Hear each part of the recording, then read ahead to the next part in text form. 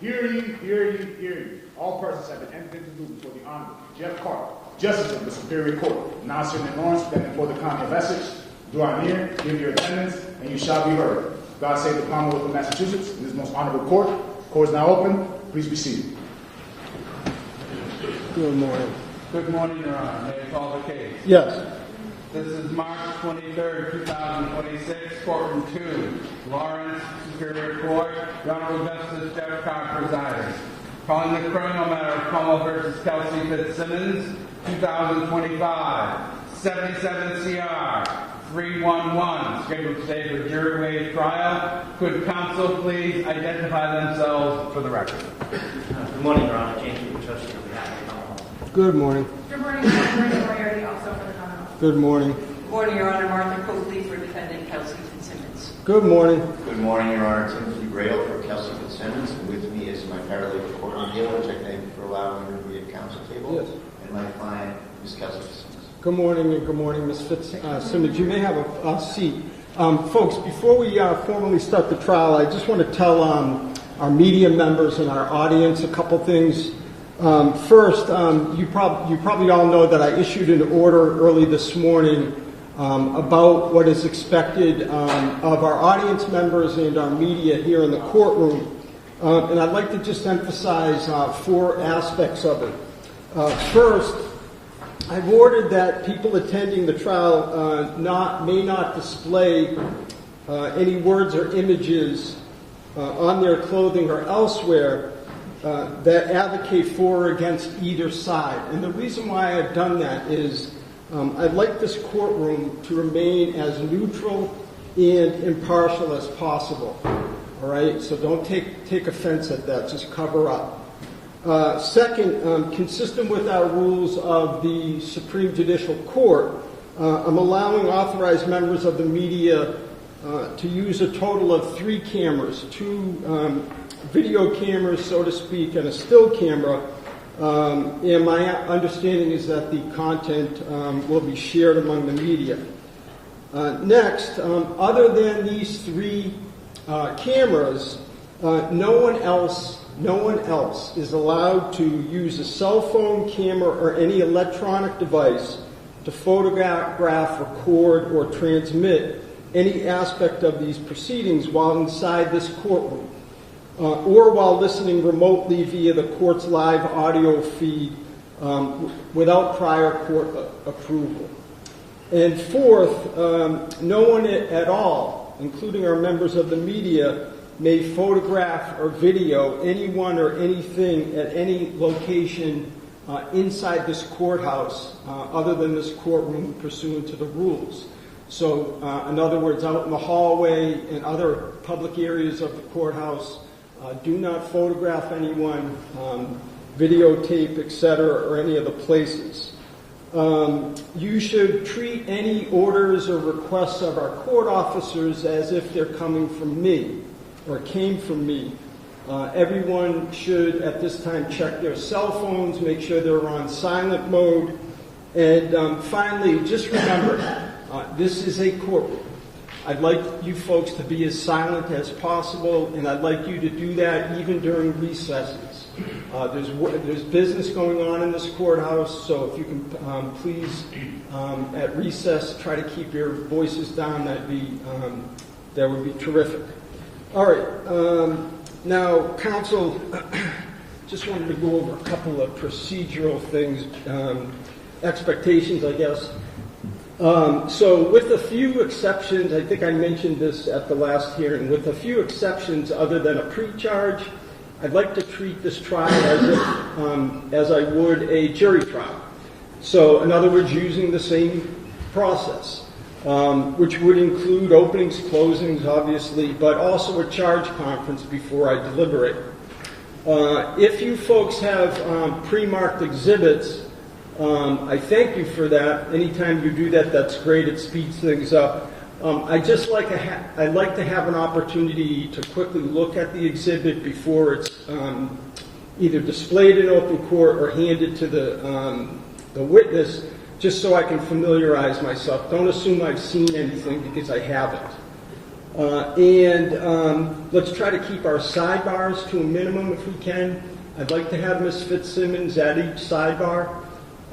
Would be great. And also you should know that at the end of the trial, after I deliberate, I intend to announce a public verdict. I intend to explain my reasons for the verdict. I intend to have a transcript of my reasons generated and filed in our public record. All right? With that, any preliminary matters that you folks want to go over? No? I have some preliminary matters. Okay. Oh, and you know what? And there's one of them may be paper. There was a motion for review, and I don't know if I still have it, but paper 88 maybe? Yeah.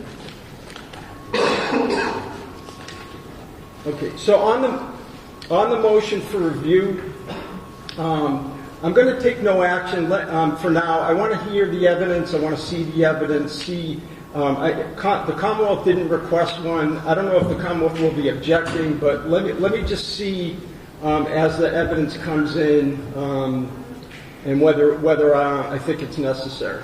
All right. That's exactly my suggestion. That's Okay. what I was going to say, Your Honor. So that's fine. Thank you. Okay, and what else, Mr. Brado? Yes, Your Honor. The sequestration order. Yeah. It's my understanding that there's several folks in here that are on the witness list, and there's also something I took note of, which is that there's several close family members of witnesses in the room that will be under the temptation to speak with their loved ones about what's going on in here. So I would ask the court to issue a order in open court to those people. You don't need to single anyone out, of course, but I'd ask the court to specifically address the notion that you cannot be a conduit to a witness and deliver information to them, even though you're not on the witness list. You're here and you're advised that you may not do so. You can't be a conduit to a violation of the sequestration order. Commonwealth, any thoughts on that? No, I have no problem. Okay. All right. As I told you folks at a prior hearing, I typically do not issue formal sequestration orders. But why don't I do this, given that it's been raised by the defense?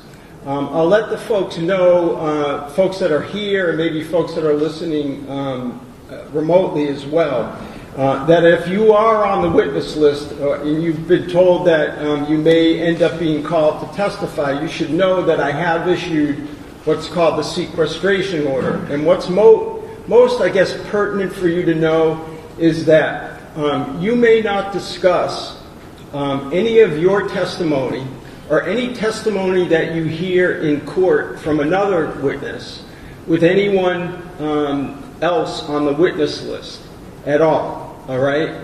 So get to know who's on the witness list, and you should know that you should not share that information. And I guess I can already see from Attorney Coakley that that wasn't perhaps broad enough because it didn't address one thing that Mr. Gradle heard. So all persons watching and listening to this trial should not share the testimony that they hear or see with folks that are on the witness list, folks that may be expected to be called as witnesses. Is that sufficient, Mr. Brado? Thank you, Your Honor. All right, and that is an order that I've entered, okay? Please obey it. Anything else, Mr. Brado? Your Honor, there's one issue that I'd like to put on the record regarding important statements that we don't have. And I will say that we're not requesting continuance for it because we need to get this trial done. However, we've been trying to get some statements from the North Andover Police Department. And they're this. There was an outside agency that was employed called CIC that's run by Attorney Daniel Bennett. And Attorney Bennett did an investigation into the propriety of the actions of Officer Noonan, a witness in the case, and the person that shot Ms. Fitzsimmons. And we have a 80-something page report from them that has all sorts of excerpts of verbatim statements from several of the witnesses that are going to be called. And I did ask counsel for the Commonwealth to produce those statements of witnesses that were the product of the Bennett report, the Bennett investigation, the CIC investigation. And counsel, as he should have and did, asked the police department for those statements. The police department is apparently taking the position that they don't have custody of these statements that were retained by them and produced and paid for by them. And so they're telling the Commonwealth that they don't have them. I reached out to Mr. Bennett over the weekend, and he informed me that he would check with the police, and I haven't heard back from him just as of yet. So I wanted to just point up this issue on the record, Judge, that we don't have those statements. We are not asking for a continuance. We will forge ahead, but we want those statements. And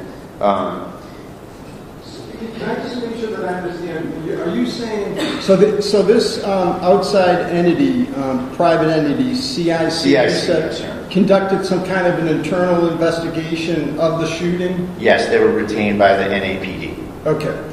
And you're saying that during CIC's investigation, first of all, CIC issued, you said, an 80-page report. Yes. You have that? I do. And it has excerpts from what's clearly a transcript or a recording of several witnesses' statements, okay, which I don't have. All right. So that's the issue. You're saying that folks that CIC interviewed, you don't have those statements.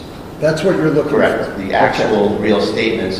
And there's only excerpts of those statements in a report that essentially takes Noonan's side in the matter and exonerates him, I guess you could call it. But we don't have the full interviews. Were the statements, those statements, again, generated by CIC, turned over to the North Andover Police Department? Well, I've been informed by counsel for the Commonwealth that the police don't have them. Okay. And, I don't think that's an adequate answer that he's getting from the police, because they bought the statements. They own the statements. Well, they have custody and control of the statements.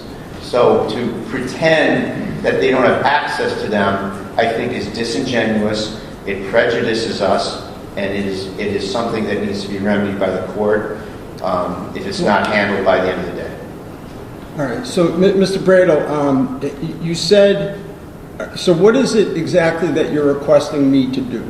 I'm requesting you to order the North Andover Police Department to produce forthwith all the recorded statements from the CIC investigation. You said recorded, so you believe... I assume they were recorded, Judge, right? And they were probably reduced to a transcript, is my guess. But they're statements that they bought and paid for, and they need to produce them. And it's completely inadequate and disingenuous for them to say they don't have them. They do have them. All right. Thank you. Commonwealth, are these statements that were generated by CIC in the possession, custody, and control of the prosecution team, as those terms are defined in our rules? No. Okay. All right. So at this point, Mr. Brado, it seems to me that this is a Rule 17 issue. I can't. I can't just order a third party, which this would be, because again, the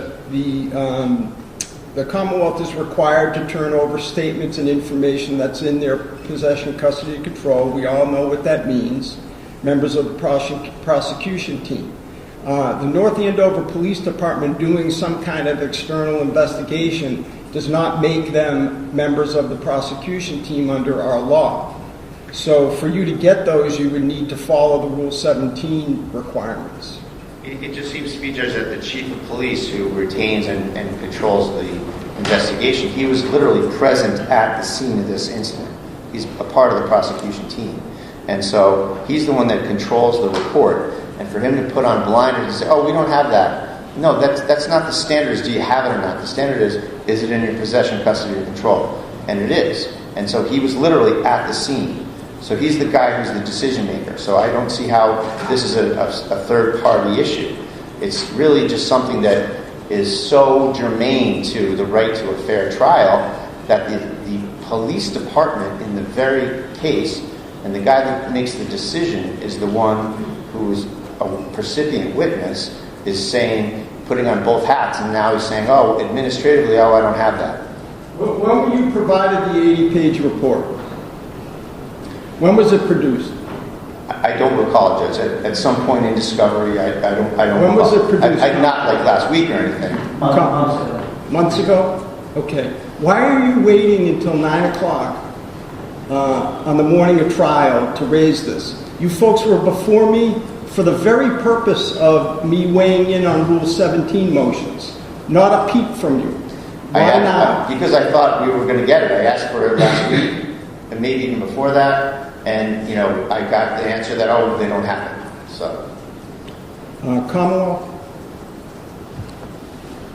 It's an independent report. I called the chief at counsel's request and asked them what they got from Attorney Bennett. They said they got the report. I asked if they had any reporting statements, transcripts, and the chief told me no. Okay. So what I would suggest at this point, Mr. Bradle, is you issue a summons under Rule 17. It really, at this point, I don't know. I think it's a trial. I'm sorry to talk about it. No, just hold on one second. Let me just finish my thought. Maybe Rule 17 isn't the right vehicle. Maybe just a summons, a subpoena, which then the police department can report whether they, if they don't have them, they could seek to quash or something. But because it seems to me that we're beyond Rule 17. Yes. So that's what I would suggest doing. I'd suggest getting that out ASAP. As I said, I'd like this trial, in a perfect world, the trial and the verdict to be done this week. We don't live in a perfect world. I'm aware of that. So if things come up, we'll do the best that we can. All right. Anything else, Mr. Bradle? That's all I have, Your Honor. Thank you very much. Okay. So, like any trial, we're going to start with opening statements. Can I send the defendant to the bar, Your Honor? Oh, I'm sorry. I missed that part. Yes, okay. Of course. Calling the criminal matter of Commonwealth versus Kelsey Fitzsimmons, docket 2025, 77 CR 311. ADA Gubitosi on behalf of the Commonwealth. Does the Commonwealth move for trial? The Commonwealth moves for trial. Attorney Bradle on behalf of the defendant. Does the defendant answer ready for trial? Ready for trial, Mr. Clark. Ms. Fitzsimmons, could you please stand? You are now set to the bar to be tried before the Honorable Justice Jeff Karp, Justice of the Lawrence Superior Court. Thank you, Your Honor. Thank you. Okay. We will now proceed with opening statements. The Commonwealth will go first because they have the burden. Thank you. Your Honor, may the witnesses be ordered to exit the room for the opening statements, please. Okay. Yes. I thought that the sequestration order was that part of the sequestration order was that witnesses wouldn't be in the present during courtroom proceedings. Is that not the case? Is that not what I ordered? That's what I asked for, and that's what you ordered, and that's what I expect. And I don't know why these people are sitting here. Okay. So, any objection? No. All right. So, members of the audience, if you are on the witness list, if you have been told that you've been identified as a possible witness at this trial, you must leave the courtroom. And remember my order about what I called a sequestration order. Thank you very much. There may come a time where I need to make exceptions to that rule, counsel, and you'll let me know when those exceptions are needed. Thank you.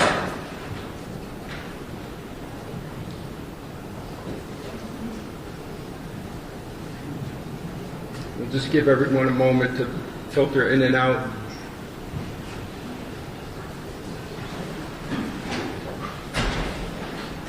Thank you, Your Honor. Mr. Bradle, are you content? Do you want to take a Yes. look around? I believe more, that. more people came in, so. Yes, no, I know those folks, that's no problem. So I'll just say it again, folks that just came into the courtroom. If you've been told that you were on the witness list, you should not be in the courtroom during these proceedings. All right, unless you're told otherwise. All right, thank you. With that, Commonwealth, I'll hear from you.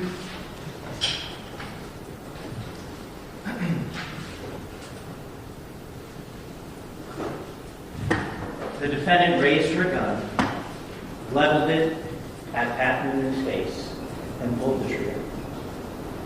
There are two reasons that Pat Noonan is alive today. The first being that Ms. Fitzsimmons' gun, while it had a full magazine, it did not have a round in the chamber. The second reason is that Pat Noonan, based on his years and decades of training and experience, reacted in a calm, professional way when he protected both himself and everyone else in that house. Pat Noonan is 50 years old. He is married to his wife Angie for 25 years. He has a son, Jonathan, who goes to school locally, college. He grew up in New York State at first and moved to Massachusetts to North Andover when he was 4 years old. He moved here with his father, his mother, his older sister. He went through the North Andover public school systems and eventually went to St. John's Prep, where he graduated from. He eventually spent a bit of time in college, but his real goal was to join the military, which he did. He joined the Air Force and went to boot camp out west. He eventually joined the security forces of the Air Force, where he was trained to secure nuclear weapons. He did that pretty much his whole time while he was in the Air Force. It was specialized training, weapons training, stress shooting training, defensive tactics training. His first assignment was on the ground in a Humvee. Later on, he joined another squadron and patrolled in a helicopter. He was honorably discharged from the Air Force, and he came back to North Andover. There, he worked security, armed security, at the Seabrook nuclear power plant. All the while, his goal being to become a police officer, which he eventually did in North Andover. He worked in the North Andover police for years. It was his hometown police force. He joined the SWAT team, which is a specialized unit that deals with emergent violent situations. Barricaded people, hostage situations, serving armed warrants and the like.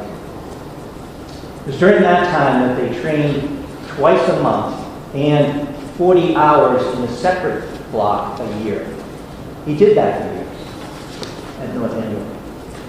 He eventually transferred to the Lawrence Police Department. And he did that because he wanted to have a busier atmosphere. Lawrence is a lot busier than North Andover. He worked there for a number of years. Again, the SWAT team. He was a detective, had a specialized training. And back in 2024, he decided to make a switch and come full circle. He moved back to North Andover PD. Both because he wanted to end his career there where he started, but he also wanted to bring his training and experience to his hometown police force.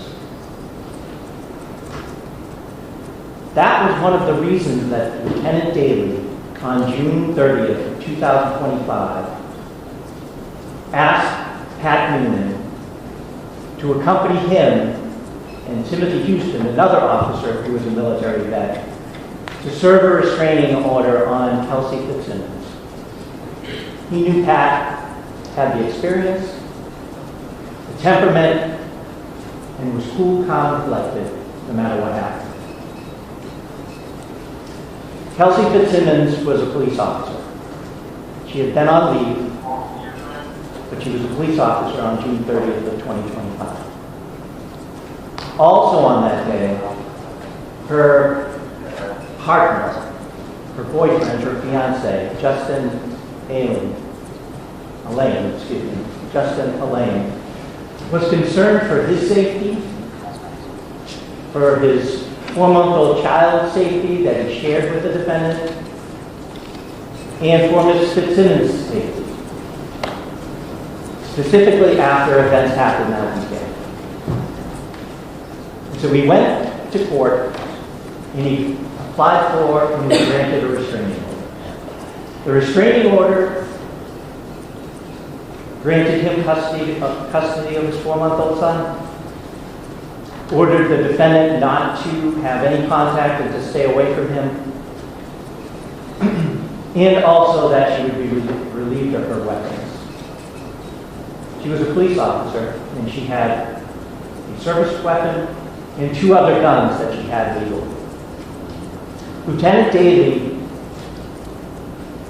was at the PD when Mr. Aylaian came in. The restraining order was passed in the court, and Lieutenant Daley called Officer Houston, and they got in touch with Officer Noonan to serve that restraining order. They had gone by the defendant's home, Officer Houston did, to see if she was there. Unusually, her car was not in her parking space. It was at her home. Officer Houston, who had seen it there thousands of times as he had driven by, noticed that it was parked down the street at a school, about 100 yards away or so. So they knew she was in the area. The 3 met at the school, decided on a plan, and went to the defendant's home. They met her at the door, and you'll see surveillance video from the home of that encounter as they come to the door. Ms. Fitzsimmons comes to the door holding her 4-month-old child. They go into the house. There's no surveillance system in the house other than in the basement. They explained to her what was happening, that there was a restraining order, that there's going to be a hearing on July 14th where she'd be able to tell her side of the story. And she tells the officer, I know how this all works. They ask her where her firearms are, and she lies to them, and she tells them they're in the basement. She's sitting down on the couch, the baby is next to her. She calls her mother, who will soon come over, and they tell her that Justin's coming also, because he's going to get custody of the baby. Officer Houston, who is also in the living room, sees a gun case on the sofa, and he opens it. Ms. Fitzsimmons lies to him again. I told you the guns are in the basement. The defendant's mother comes, takes custody of the child while they're waiting for custody. The police have called Mr. Aylaian at the PD, so he's coming over with his sister, Courtney. The officers allow the defendant to walk around the house gathering baby stuff, equipment, clothing, and things like that, so the child will have what it needs when it's taken by Mr. Aylaian. They follow her around to make sure that she is safe, that they are safe, that everybody in the house is safe. They go upstairs, they come downstairs. They go upstairs again, and you'll see photos of this, Your Honor. It's a staircase. At the top of the staircase is a landing where there's shelving and some of her police gear. If you look to the left, is the baby room. If you look to the right, it's the bedroom. There's no door on the bedroom. So she goes in the baby's room and she's gathering things. And she's handing it to the officers who aren't going to take possession of it. They put it down. They're following the protocol. He's trying to keep everyone safe. At some point, she's in the bedroom, and Mr. Aylaian comes in the house, and she hears him. Now it's Officer Noonan and Officer Houston in the bedroom with the defendant. She tells Officer Houston, I don't want him here. I don't want to see him. Don't let him near me. Because she's upset with Mr. Aylaian. Officer Houston goes downstairs to make sure that doesn't happen. Mr. Aylaian, who had left the house with some baby stuff, came back and asked the officers for permission just to go down to the basement. Because he wanted a suitcase and he wanted some of the other baby stuff because he was taking the baby home. He lives in Stone, Massachusetts. So he did this. He was down in the basement. Lieutenant Daley is down on the first floor. Officer Houston is at the top of the stairs of the basement. And the defendant's mother is downstairs also. The baby is already gone because Courtney, Mr. Aylaian's sister, had come with them, taken the baby, and left the house. Officer Noonan is standing on the landing, watching the defendant in the bedroom. She's on her knees. She's gathering things. He notices at some point that her demeanor changes. She gets upset. At that point, she lunges to her right, forward and to her right. And he can't see what she grabs, but she grabs a firearm. Turns out to be her service weapon. She comes back. She raises it. Before Officer Noonan can do anything, she pulls the trigger as it's leveled at his face, and it goes to click. It goes to click. Excuse me. It does not fire. Officer Noonan takes out his gun, is yelling at her at this point. Kelsey, don't do it. Drop it. Kelsey, don't do it. She is stepping backwards now. The gun hadn't fired, and so she was doing what the officers will describe to you as a tack rack. She has the gun in her hand. She bangs the magazine and attempts to rack it. She's unsuccessful the first time. Officer Noonan is still telling her, pleading with her, trying to just de-escalate it. Kelsey, don't do it. She does it again, racks around. As she's picking up the gun, raising the gun, Officer Noonan fires. He fires twice. She is now moving. He misses and then strikes her. She immediately goes down. Lieutenant Daley runs up. Officer Houston runs up. And they treat her. They call for an ambulance in the fire department, and she's eventually taken to the hospital. The gun that she used on Officer Noonan was underneath her. Lieutenant Daley grabs it, puts it on the bed.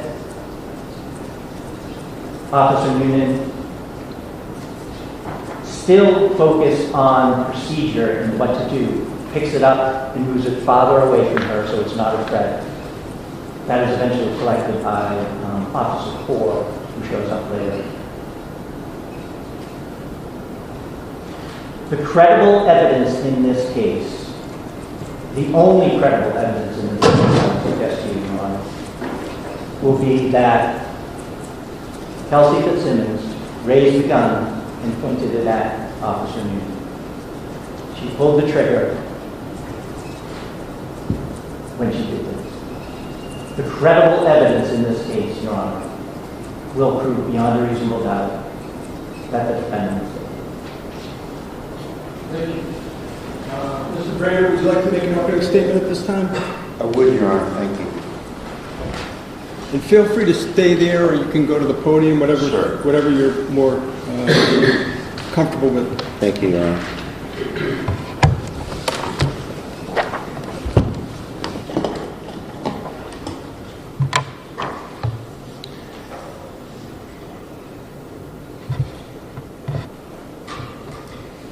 May it please the court, counsel, ladies and gentlemen.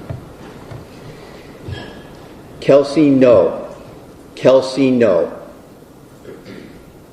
You don't say that when you're staring at the muzzle of a gun pointed at you. You say that to a person who has a gun to their head. And you don't shoot someone in the chest when they are seeking clearly to only harm themselves. And when you do that, you quickly realize, Your Honor, that you need to adjust the narrative to save yourself. That's what this case is about, Your Honor. On June 30th, 2025, Ms. Fitzsimmons' entire world imploded. It was destroyed when her fiancé, Justin Aylaian, obtained a restraining order behind her back with unchallenged, untested allegations at the Essex Probate Court. And he took away, at 4:30 in the afternoon, took away custody of her 4-month-old Caden in an ex parte fashion. The North Andover police had to serve that order. And in the late afternoon of the 30th, 3 male officers, Lieutenant Daley, Officers Noonan and Houston, they went to go serve the order. Their job was to take away the baby from Kelsey, a new mother with a 4-month-old named Caden, take her firearms, and give the baby to Mr. Aylaian. And that day, Your Honor, Kelsey stood in her house in humiliation in front of her police colleagues and friends. And she immediately processed all of the implications of this order, Your Honor. Everything that this fiancé had accomplished for himself without any chance for Kelsey to defend herself. He took away her baby. He likely cost her her career. He publicly betrayed her as her fiancé. He walked away from their impending marriage. She realized she couldn't any longer afford her house alone, so that was going as well. Her gun rights are stripped, and again, the humiliation that she's being served by people who she is friends and colleagues with from the North Andover Police Department. At that point, Your Honor, as she had this evolving set of revelations about how her life was in complete destruction, she made a decision for herself. And it's a decision that takes your breath away. It's a young mother who just minutes before they got there thought she had everything going for her, going back to work. She's on the schedule for July 3rd to go back to work. She decides to end her life with her firearm in her bedroom. She knows her firearm, her firearm is in her bedroom, and she tells the police something else. She tells them the guns are in the basement because she doesn't want to involve them. The idea of harming them, the evidence will show, is ludicrous. The evidence will show that she's trying to get them away from her, Your Honor. She tells them the guns are completely in another location in the home. She's told that she needs to pack a bag for the person that's taking her baby away. So she has to walk around the house, pack a bag for Caden. She has it in her mind, the evidence will show, that she doesn't want them around for this event, this horrible thing she's going to do.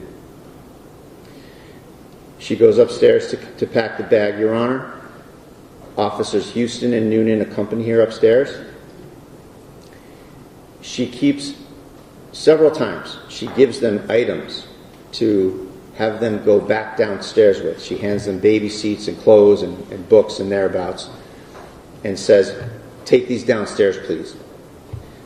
You'll see that evidence, and as a fact finder, you will see that that's evidence of her state of mind, that she has no desire to harm any of her colleagues and friends. She's got no motive, she's got no reason to, and her actions are completely inconsistent with that. She's trying to get rid of them so she can have a minute in her room, not to do things that every young mother might want to do, but to get her gun and kill herself, because her life's over, in her mind. So, at that point, Your Honor, apparently what was later learned to be her mom comes in the house, and she's understandably upset. She's saying, how can you take away a baby from their mother? That's when Houston goes downstairs. So part one is accomplished, that Houston is downstairs. Houston's a friend. Houston was invited to her wedding. He goes downstairs. Noonan is still upstairs in the landing. You'll see from all the visual evidence, Judge, it's a stairway that goes up the small landing. Kelsey's bedroom's on the right, the baby's room's on the left. It's a pretty simple layout. Noonan stays up there. At this point, Kelsey makes it from the baby's room where she got some stuff across the landing to her bedroom, and she's in her bedroom when I don't want to say disturbance, but when Mrs. Page, her mom, gets here. What we later learn is that she gets here. And Houston goes downstairs. Noonan, in a moment after Houston went downstairs, Noonan starts to go downstairs, and that was Kelsey's moment. Why? Because she wanted to do this herself, and she didn't want to involve Noonan. I told you about Houston. Noonan, she had been on extremely difficult calls with. She considered him a friend. She knew he had a wife and a child. Zero motive, the evidence will show, for her to ever want to harm this gentleman. She's alone in the room. Noonan's down the stairs. She reaches into the corner and picks up one of her handguns. She'll tell you that she is acutely aware as a police officer that she doesn't want them involved. She doesn't want them to be a part of this in any way. She keeps the gun close to her stomach area and walks over to an open spot in the room. She raises the gun to her head. Noonan is not even back in the room yet, Your Honor. So I don't want you as the fact finder to be looking for evidence that, well, maybe she swung it in his direction when he was coming in. Maybe she was pointing it at him at some quick transient time. That's not the case at all, Your Honor. That will not be the evidence. The evidence will be that Ms. Fitzsimmons had the gun to her temple, and then Noonan walks in, and he sees someone who is exhibiting only harm to herself and to no other. And we've discussed this pre-trial, and there'll be some evidence and discussion and cross-examination, Your Honor, about the Code of Mass Regulations that we discussed as it relates to, or doesn't relate to, Noonan's state of mind, Your Honor, that he's, as a firearms instructor and a SWAT team member and a former Lawrence police officer as well as North Andover, he knew or should have known that he was in trouble, that he was in violation of that CMR, the Code of Mass Regulation that I just mentioned. And he knows he has to adjust the narrative, Your Honor.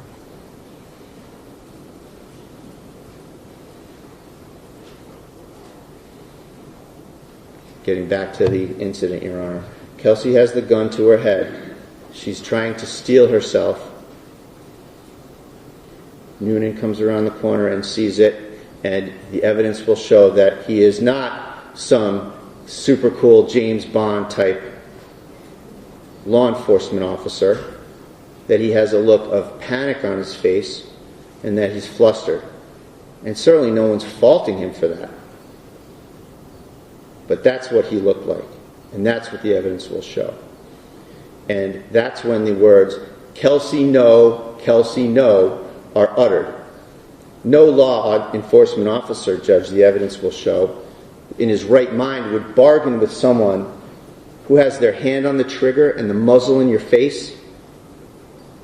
The evidence here, Judge, will show that he was trying to tell her not to kill herself. The evidence will show that Kelsey never pointed a gun at him and that this was a mistake. It was a brain freeze. It was a mechanical thing. It was someone seeing a gun and shooting.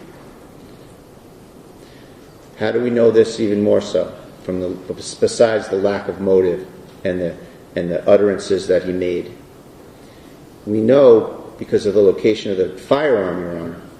The firearm, when Kelsey was shot in the chest and went flying backwards and landed on her back, and Daley will tell you that she's on her back. The gun was under her leg. If Miss Fitzsimmons is pointing the gun at Noonan, and falls backwards, how does that gun swing around to get under her leg if she's pointing it the way Noonan says? The evidence will show that's not consistent with the laws of physics.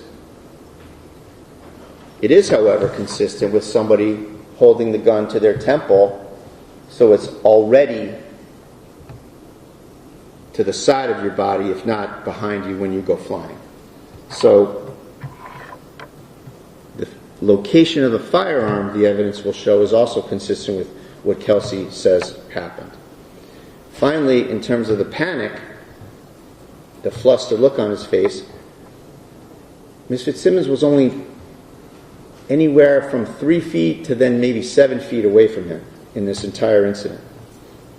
And that might be where the view comes in, Your Honor, the room. And he missed her in the first shot. He's a firearms instructor. He's a SWAT guy. 25 years, he misses someone from 3 to 7 feet away. Hits the air conditioner. That's panic, Your Honor. That's not cool, calculated action. That's panic.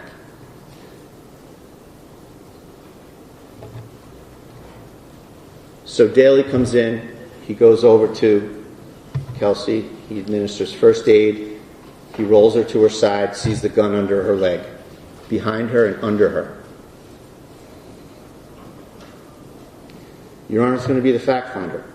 You're going to consider all these things, the physical location of everything, the way things unfolded, the lack of a motive, what makes sense, what doesn't, what's doubtful. Anything that's doubtful is obviously not consistent with what the Commonwealth wants to have happen here. It's consistent with maintaining her presumption of innocence. Only 2 people were in that room. There were no body cameras. The police never interviewed Kelsey Fitzsimmons. They circled the wagons immediately, right at the scene. You'll see everybody treating Noonan like he's the victim. They circled the wagons immediately around Noonan.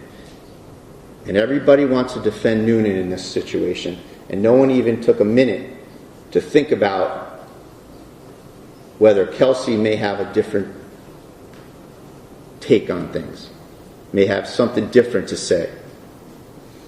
Why? Why did they ignore Kelsey and circle around Noonan? Probably millions of reasons for the town. Millions of reasons. Miss Fitzsimmons will tell you, Judge, she served orders herself. She served restraining orders. She's a delivery person. No one's going to be going after a police officer, no less someone that she knows, cares for, and has made repeated actions to get them out of the room. She will tell you, with some indignation, I suspect, that she would never point a firearm at a fellow law enforcement officer. So for all these reasons, Judge, as the fact finder, I request, I ask you, and I trust you to well and truly try the case, and I am confident that after the evidence is in, Your Honor will find Ms. Fitzsimmons not guilty. Thank you. All right. Commonwealth, you ready to proceed? Sean Daley, please. Sean Daley.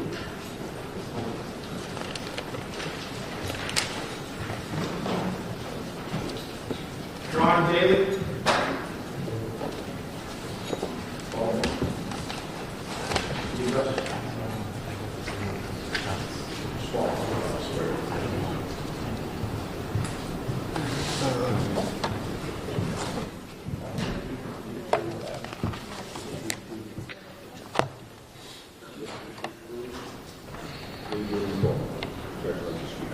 So first things first, why don't you swear the witness in? We may need to swear the witness in and then I'll confirm. Thank you. Could you raise your right hand? Do you solemnly swear that the testimony you're about to give in this cause now and hearing shall be the truth, the whole truth, and nothing but the truth so help you God? I do. Thank you.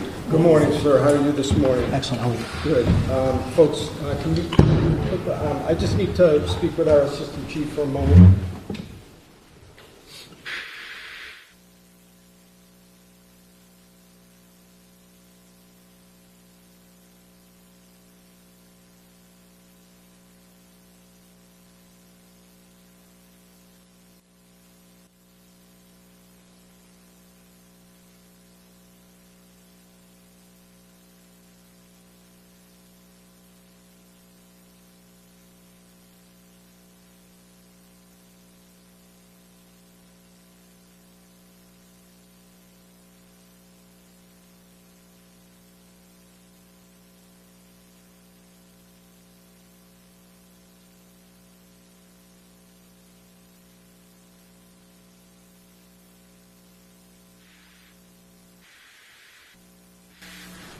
May I see you at sidebar and Ms. Fitzsimmons as well? Thank you.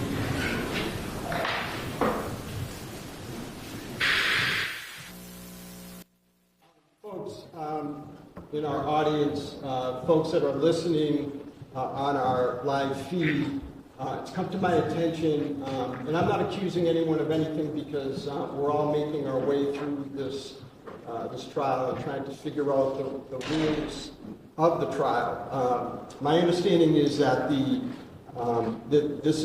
these proceedings are being so-called live streamed, and obviously, or maybe not obvious, we also have a public phone line open that's court sanctioned that is broadcasting the audio of the trial. I want folks to know that those folks that are on the witness list may not watch the live stream, listen to the live stream, or listen to our court-sanctioned open telephone line of any of the court proceedings. The whole point of removing those folks from the courtroom is so that their testimony will be their own testimony, their own memory, and not that of other witnesses.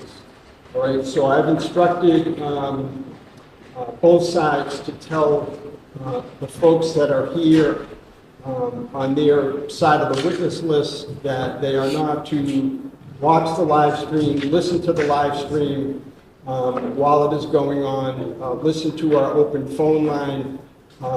That also means that at the end of the day today, they're also, until they testify, they're also not to listen or watch any rebroadcast of those things. Again, we want a transparent, impartial, open trial that where folks are testifying based on their own memories. Okay? Thank you. And Commonwealth, you may proceed.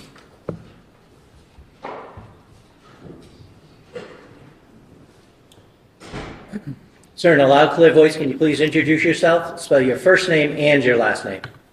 My name's Sean Daley, Sean Daley. And, sir, what do you do for a living? I'm a lieutenant with the North Andover Police Department. How long have you been on North Andover Police Department? 20 years. Officer? 20 years? Yep. Can you tell us, bring us from the beginning of your career to present day? And you started as a patrolman? Yes, I started in 2003. I attended the police academy in 2003 with Boston College. I worked there till 2007. I was hired as a reserve in North Andover in 2005, so I was doing both jobs at that point in time. And then I left BC when I got the full-time job in North Andover. Okay, can you take us to your career path at North Andover? Yep, I was on patrol for maybe 6 months, and then I went into I filled in as the SRO at the school for about a year and a half. Then I was in detectives for about 9 years, 7.5 or so, I was assigned to a drug task force with the Drug Enforcement Administration. I got promoted to sergeant in 2016 and then lieutenant 2 years ago. So what is your role as a lieutenant now? I oversee the early night shift, the 4 to 12 shift. 4 to 12 shift, okay. Now I'm going to turn your attention to June 30th of last year. Were you working on that day? I was. Okay. And at some point after your shift started, did you find yourself in the lobby? Yes. Okay. And did you meet anybody there? Yes. Okay. Can you tell us about that? Justin Aylaian and his sister came into the station, into the lobby.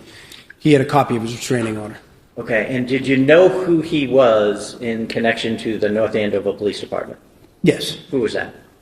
He's a firefighter in town. He was also Kelsey Fitzsimmons' fiancée at the time. Okay. Kelsey Fitzsimmons, do you see her in the courtroom today? I do. Can you just point to her and describe something she's wearing, please? She's wearing a pink jacket. May the record reflect he has identified the defendant? Okay. And so what was her role as as far as the town goes? She was a police officer with North Andover. Do you know when she started? In 2024. Not exactly sure when, but yes. And what was her role when she started in the police department? She was a patrol officer. Was she a patrol officer back in June of 2025? Yes. Okay. Now, do you know if on June 30th of 2025 she was issued a service weapon? On June 30th? Yeah, did she have one? She did. Okay. Do you know if she had any other firearms that were registered to her? Yeah, I believe so, yes. Okay. According to the CGIS printout when we ran her prior to going over to serving it, I believe there were 2 other firearms that showed up. Okay, can you tell us a little bit about the basic procedure of what a restraining order is and what you do as a police officer when you get a copy to serve? A 219A order is a court order issued by a judge. If somebody's in imminent fear of harm, their safety, or there's been a pattern of abuse or whatever, they would go in front of a judge.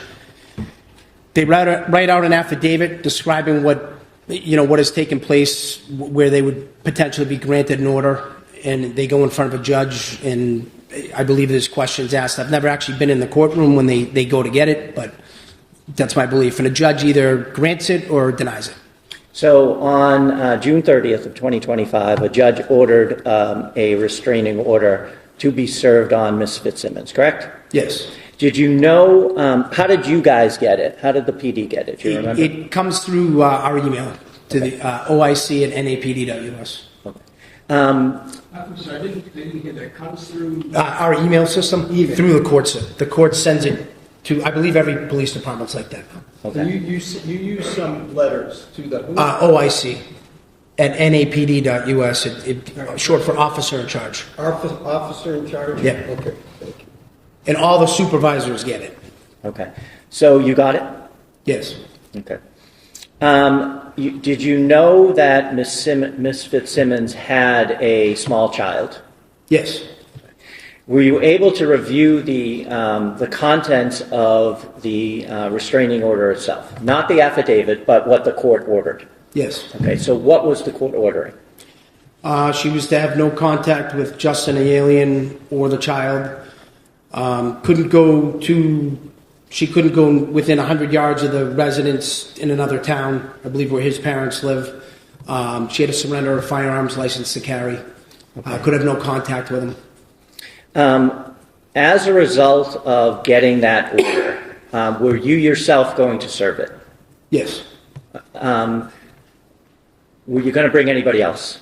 Yes. Okay. Did you make a decision as to who to bring? Yes. Why? Based on their experiences, the way they've performed in the past, they're both calm, cool, and collected. And they've demonstrated that throughout their careers. Okay. And who are we talking about? Patrick Noonan and Timothy Houston. What did you do to get in contact with them? I called Tim Houston on the phone. I asked him to drive by Kelsey Fitzsimmons' residence to see if the vehicle was there.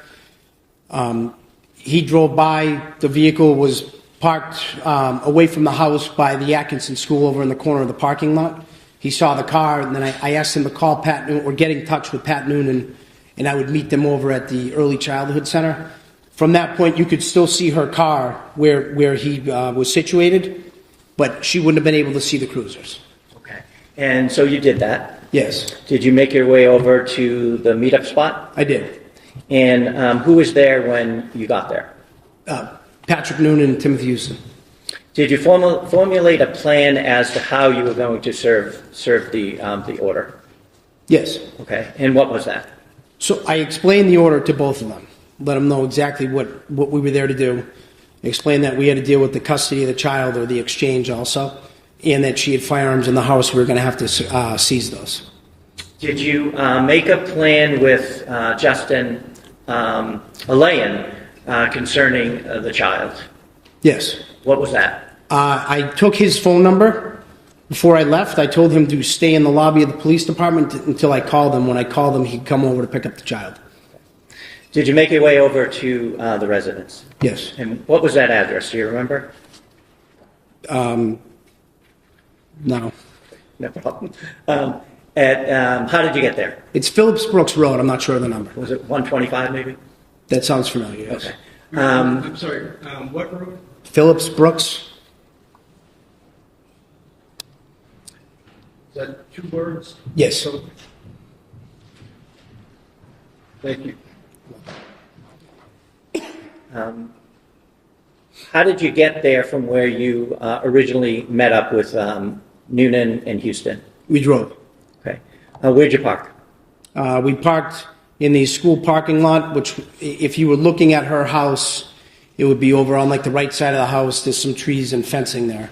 We parked right over there. And did you walk over? We did. All three of you? Yes. Tell us what happened when you got to the house. We walked up to the house. I believe I rang the bell and I knocked on the door, and she came out holding the baby. And when you say she? Kelsey Fitzsimmons came out holding the baby. And so can you tell us about your initial interaction with her? Kelsey opened the door. I told her that we had paid documentation for her, and if we could come in, and she let us come in. Did you tell her what the documentation was originally? At the door? Yes. Okay. So where did you go in the house? So when you walk in that door, it's like an enclosed front porch area. We walked into there, then the front door, the main part of the house is there. We entered that, and if you go to the left there, it's like a living room. We went into that room. Okay. Did you direct her to go anywhere when you got into that room? Yes. So I asked her to put the baby in. There was like a little bouncy rocker next to the couch, and I asked her to have a seat on the couch. Why did you ask her to put the child down?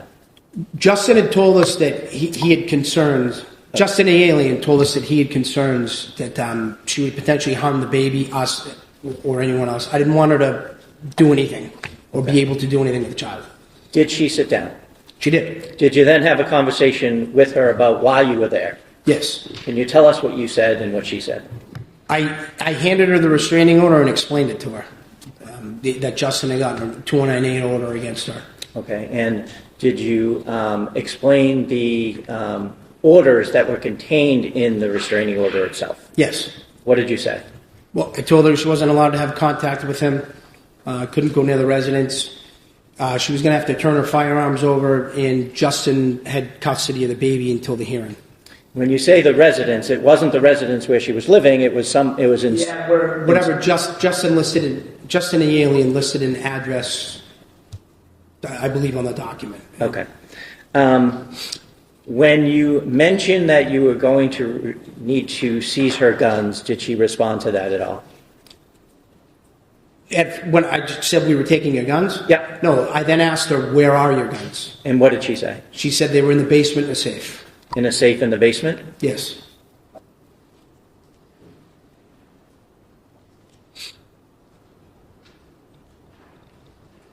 Did you say anything about a return court date that she would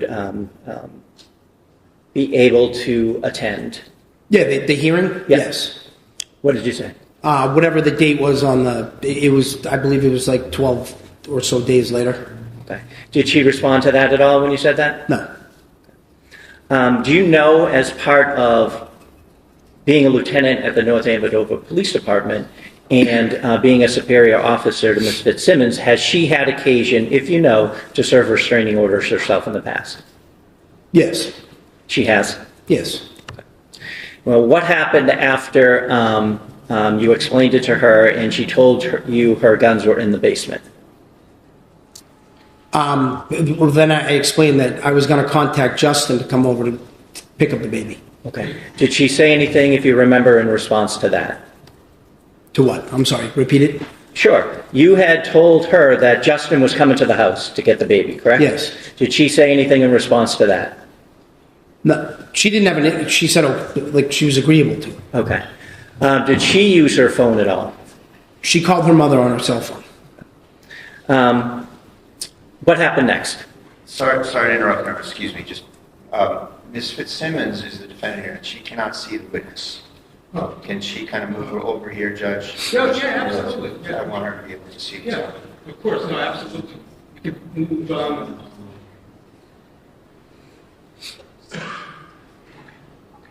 Maybe you folks slide down a little bit. Is it because of the angle? It's the computers.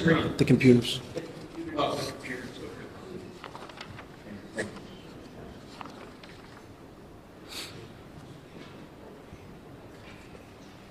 So Thank you. it's important that you and all counsel are able to see everything, okay? Thank you. Can you see?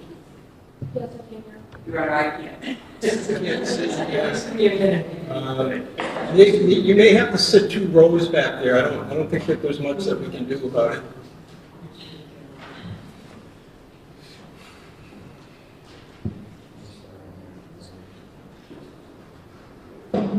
Maybe you could move the table up or something.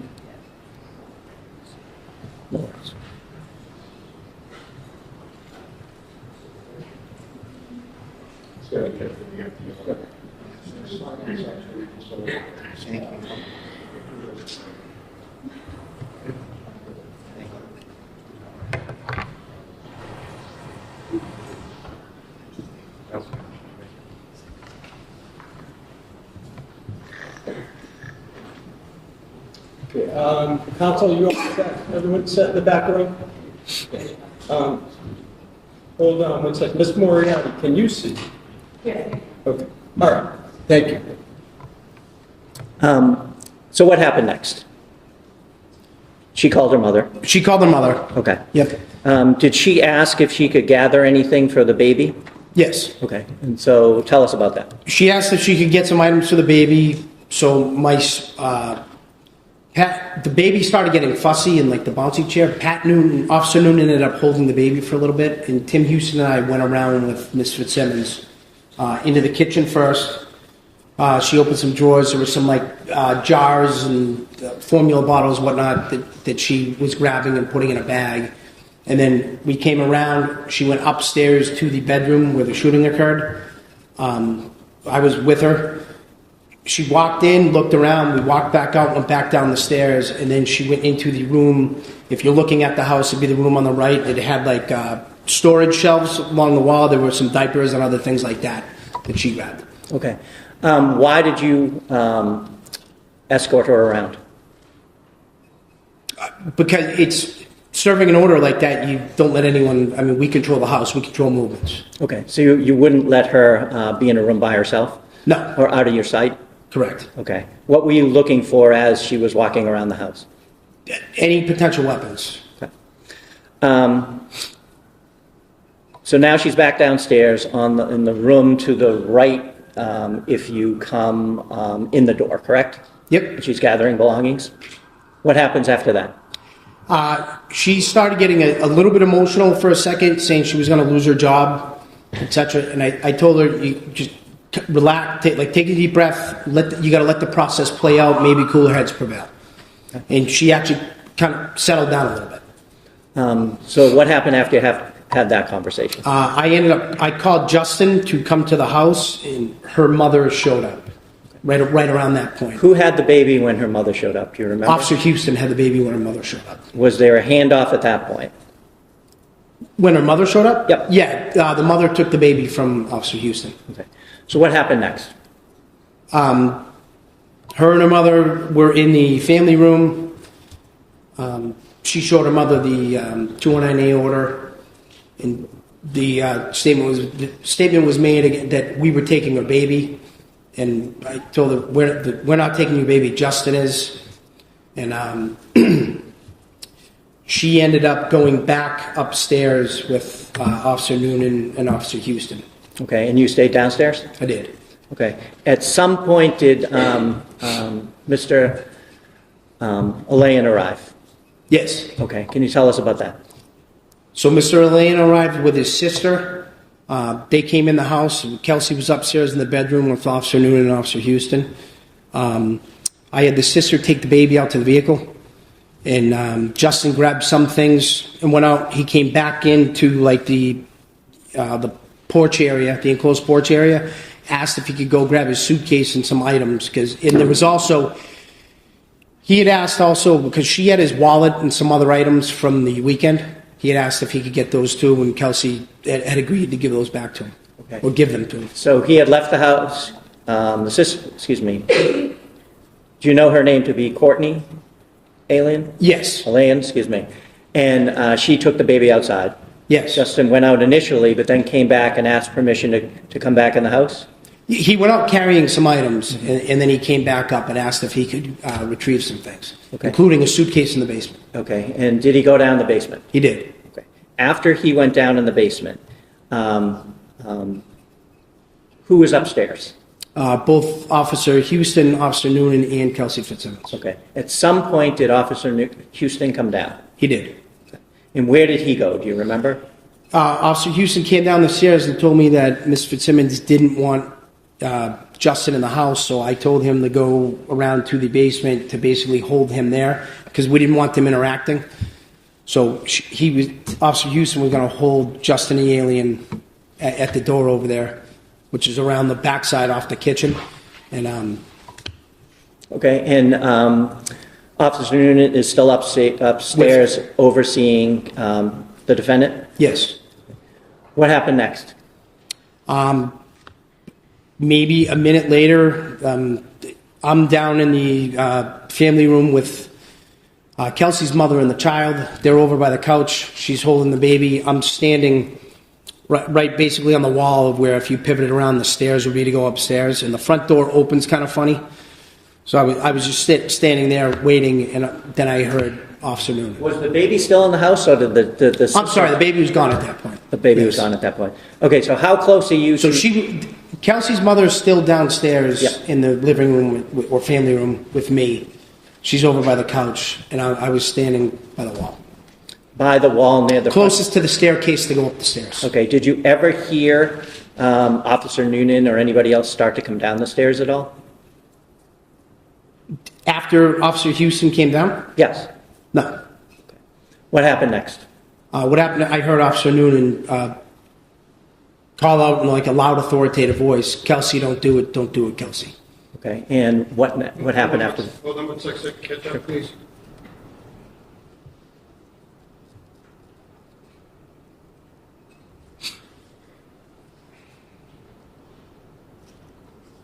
All set, thank you.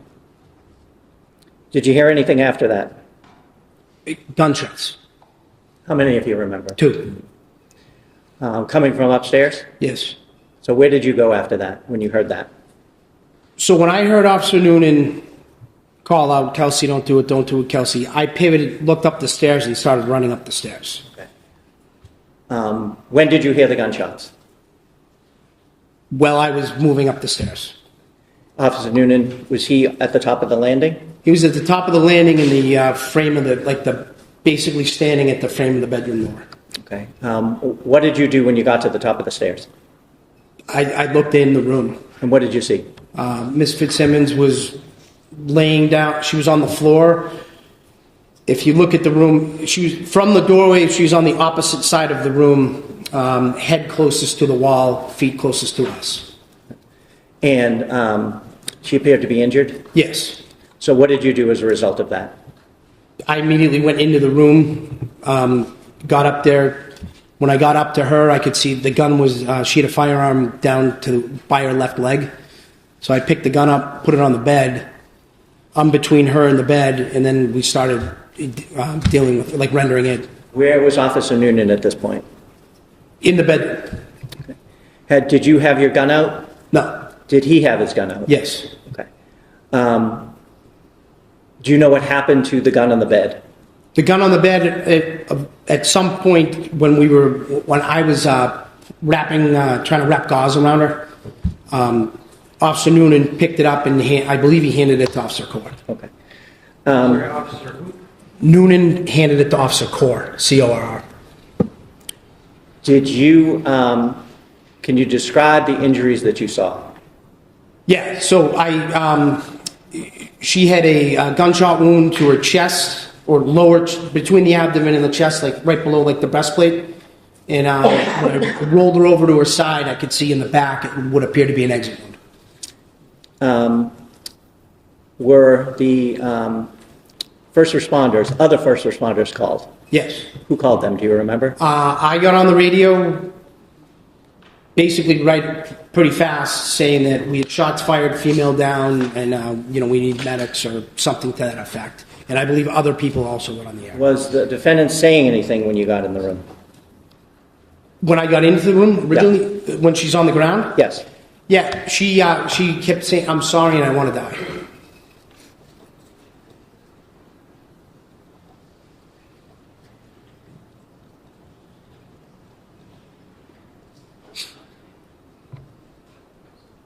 Fire personnel arrive? Yes, They take her away? they did. Okay. What did you do with the scene, if anything, at that point? At that point, we were calling people to come to the scene. Okay. Did you secure it? Yeah. What happened with the gun, if you know, what happened with the gun that Ms. Fitzsimmons had next to her when you walked into the room? Do you know where that ended up? Yeah, so if you came up the stairs, at the top of the stairs, there was some shelving with some police equipment. There was a gun safe on the floor right there. An Officer Corps made the weapon safe, put it in the gun safe, and basically stood over it till he was relieved. Judge, I just want to lodge an objection to whether or not that testimony is based on personal knowledge or not. I don't want the witnesses testifying to, things that they've learned in the investigation. There's been no preface for the question. Did he see that? How does he know that?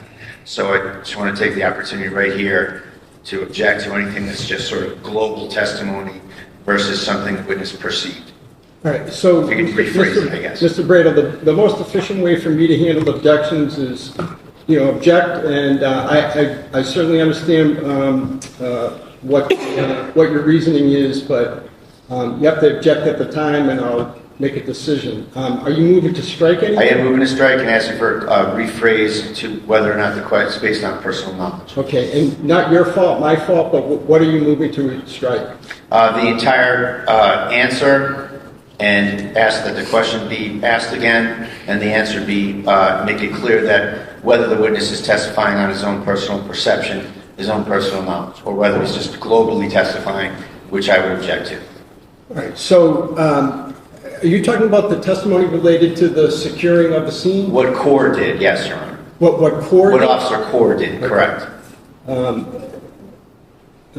Mr. Gubitosi?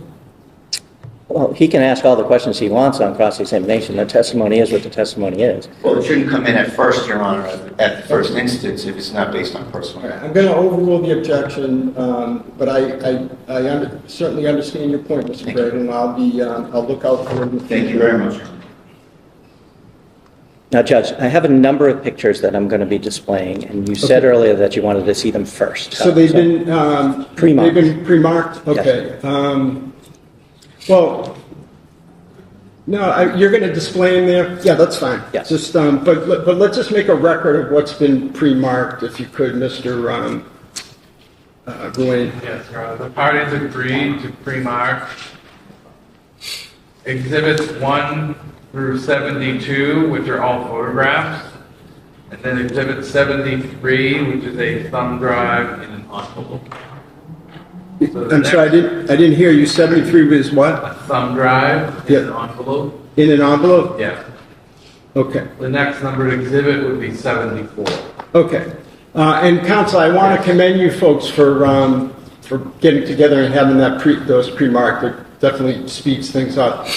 And those are agreed to. Okay. All right. So no, that's fine. I know what I said, but you can ignore it for now. That's fine. Thank you. Sir, I'm going to show you what's been pre-marked as exhibit number 1. Can you see that? Yes, What's that? that's the residence. That's the residence that Ms. Fitzsimmons was living in there at the time? Yes. I'll show you what's been marked as exhibit number 2. Do you recognize, even though there's some glare, what that is? So that would be if you're looking at the house. I think that's the school in the background there. So is this the school over here that you were talking about? Yeah, it's tough to see, but I believe that's the school. Any way to do something about is that the way the photo is? It's like that too. I'll pass it up to Your Honor. That looks like the fencing that runs between the school and the house. May I approach you? I can see that real quick. Thank you. Okay, I get it. So, did you want to take another look? No, actually, I can see it better with this one. Yeah, that's the basically to the right of the house. That's the school that you were talking about? Yes. That's where her car was parked, back that way? Yes. Was there anything in the driveway at the time that you got there that would have prevented someone from parking in the driveway of the house? Not that I recall. I'll show you what's been marked as exhibit number 4. Do you recognize that? Yes, it's the residence. Number 7. That's the main the door to come in the house.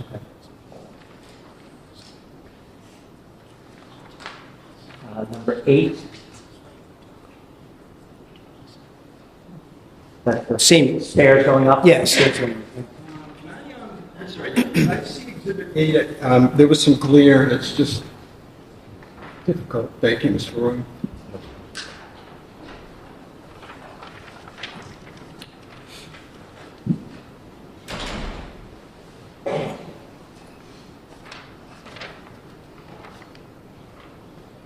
So were these photos taken that night? I guess I'll ask you, do you know, were these photos taken that night? Not by me, but yes, I believe they were taken that night. Okay. Thank you. Showing you what's been marked as exhibit number 9. Do you recognize That's that? when you walk in that first door. It's like a enclosed porch. Exhibit number 10. The main to get the door to get into the main house. So when you walk in, that from the porch, you see some stairs on the right side of the doorway. Yes, What stairs are those? those are the stairs to get up to the second floor.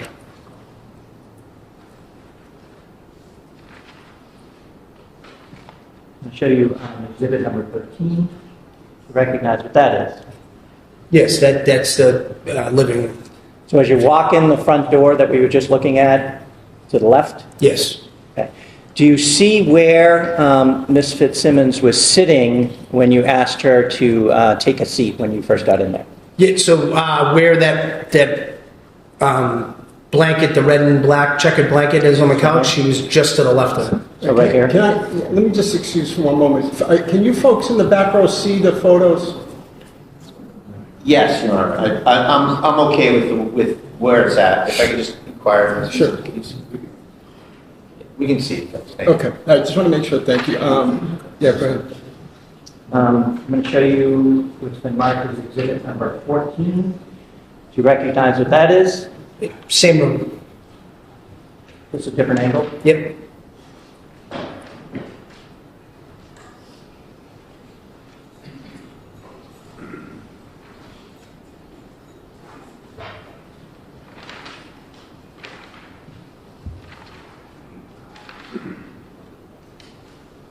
Show you what's been marked as exhibit number 22. Do you recognize what that is?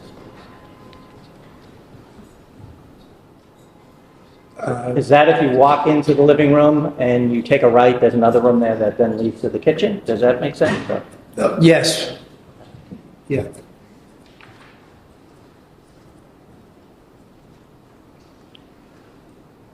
Is that room that we were just looking in? Correct. Same. I'm sorry, what number was that you just... I'm sorry, that's 23. Thank you. Showing you what's been previously marked as exhibit number 25. Do you recognize what that is? That is the kitchen. Okay. So right now we've started going in the front door, gone to the left through 2 rooms. Now this is the kitchen. Yep. Yes. Is this where you said Ms. Fitzsimmons was gathering bottles and jars? So just past the refrigerator, you can't see it in this photo, but there was some drawers, like a cabinet that she'd opened, and there were some jars and things in there.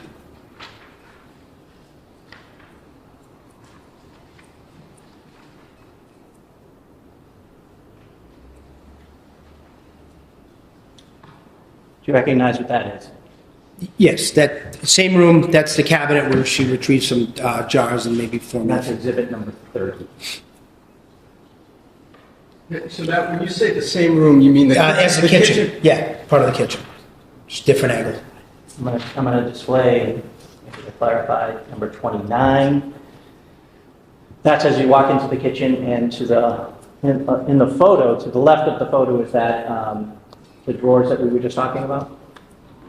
Next to the refrigerator? Yes. Yes. Okay.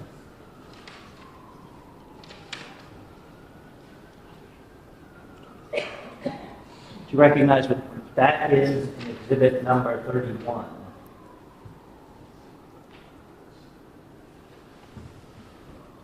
No. Would that be the stair step going down to the basement?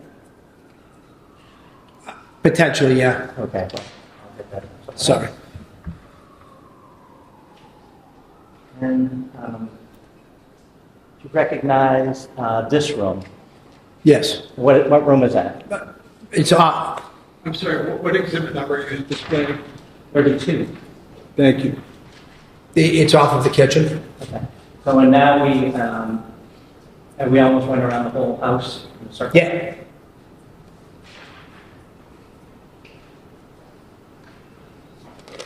Now I'm showing you that the mark is exhibit number 33. You recognize what that is? Yes. Okay, what is that?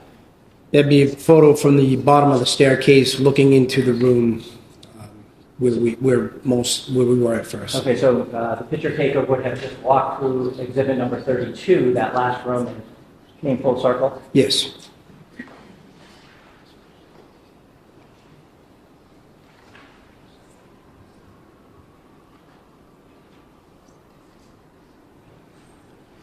Show you what's been marked as exhibit number 35. You recognize what that is? Yes. And what is that? It's the staircase to go to the second floor. 36. You recognize what that is? Same staircase. Mr. Kupatoski, can I see that before you, because there's some,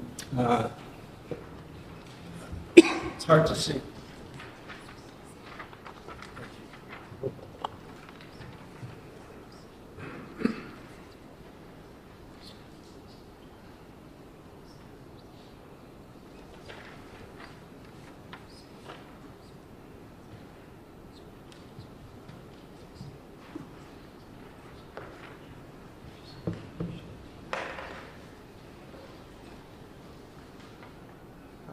Exhibit 37, can you describe what we're seeing there?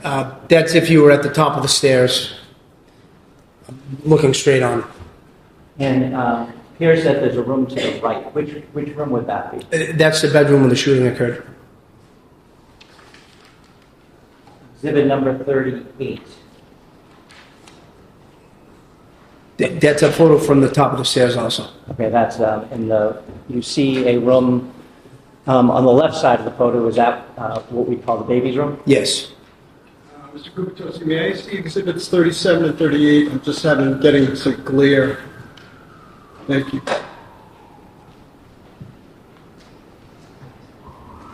Thank you.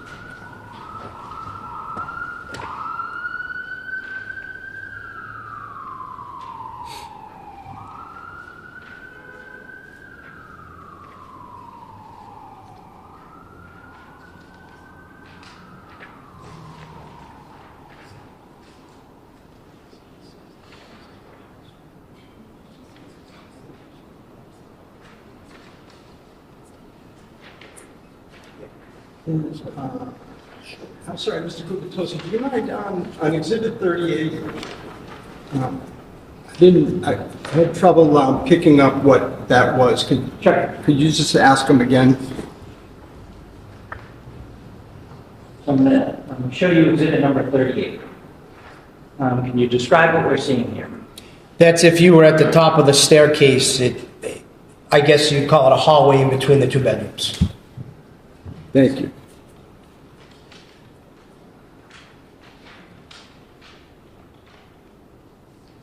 Exhibit number 40.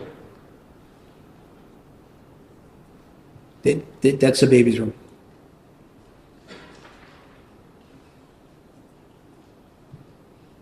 Exhibit number 42. Same thing, the baby's room. Different angle. Different angle.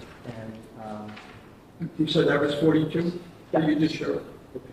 Thank you. 45. Can you describe what that is?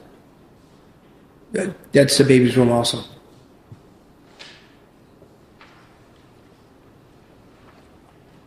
Exhibit number 46. You recognize what that is? Is that the baby's room looking out the door towards the landing? Yes.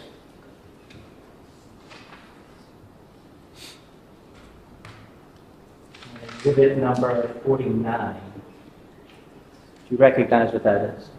That's a picture from the hallway into the room where the shooting occurred. Into the bedroom? Correct.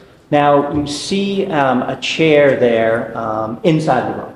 Do you remember, was that chair placed in that position when you first saw it, or was that moved at all by fire personnel, if you remember? I don't recall. Silly question, but I'm having trouble seeing the glare. Is that police tape? Yes. Okay. Judge, I'm just having trouble seeing it too. Maybe if we could just angle that this Sure. way just a little bit. It's hard to see it. Sure, no, you folks should see everything. That's fine. Thank you. And can you still see? Yes. Okay. Exhibit number 50. It's a photo of the bedroom from the doorway. Exhibit number 51. Same. It's a photo of the bedroom from a different angle. So it shows the left as you walk into the room. Yes. It showed like the hard corner, if you can. Exhibit number 52. Same. It's the bedroom where the shooting occurred. Exhibit number 53. Same. Okay, now in this photo, you can see an air conditioner. You can see the bed on the right, correct? A bassinet on the left. Yes. When you came into the room, where was Miss Fitzsimmons? So she was just past the bed, like her head had pretty much, her head was by the wall where the air conditioning unit was, and her feet were angled out just to the left of the bed. Okay, so her head was Furthest from the door, so over here? probably a little to the left of that. Okay, and her feet were facing this way? Yes. So can I ask, so when you say to that they were angled, the feet were angled out to the left. You mean our left as we're looking at the photograph, or her left? No, I'm sorry, our left is, we're looking at the photograph. So it would be her right if her head was towards the air conditioner. May I ask the witness to get that down and approach the screen just to... Yes.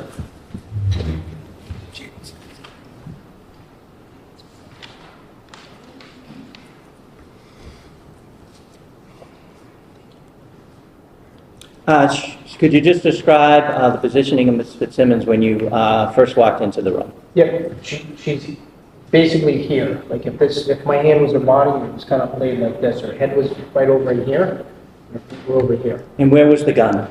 The gun was by her left leg. She was laying on her back. It was somewhere right in here. But I couldn't see the gun until I got up to her. And then you moved her, and then you saw the gun, or did you see it? I saw when I got up on where she was.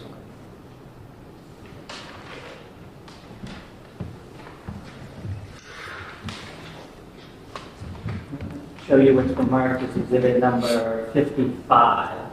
Do you recognize what that is? Yes. It's the same bedroom, and that's the area she was laying in. Right, it'd be like the bottom of the screen. Okay. Or the bottom of the photo. That's the opposite side of the bed. Yes.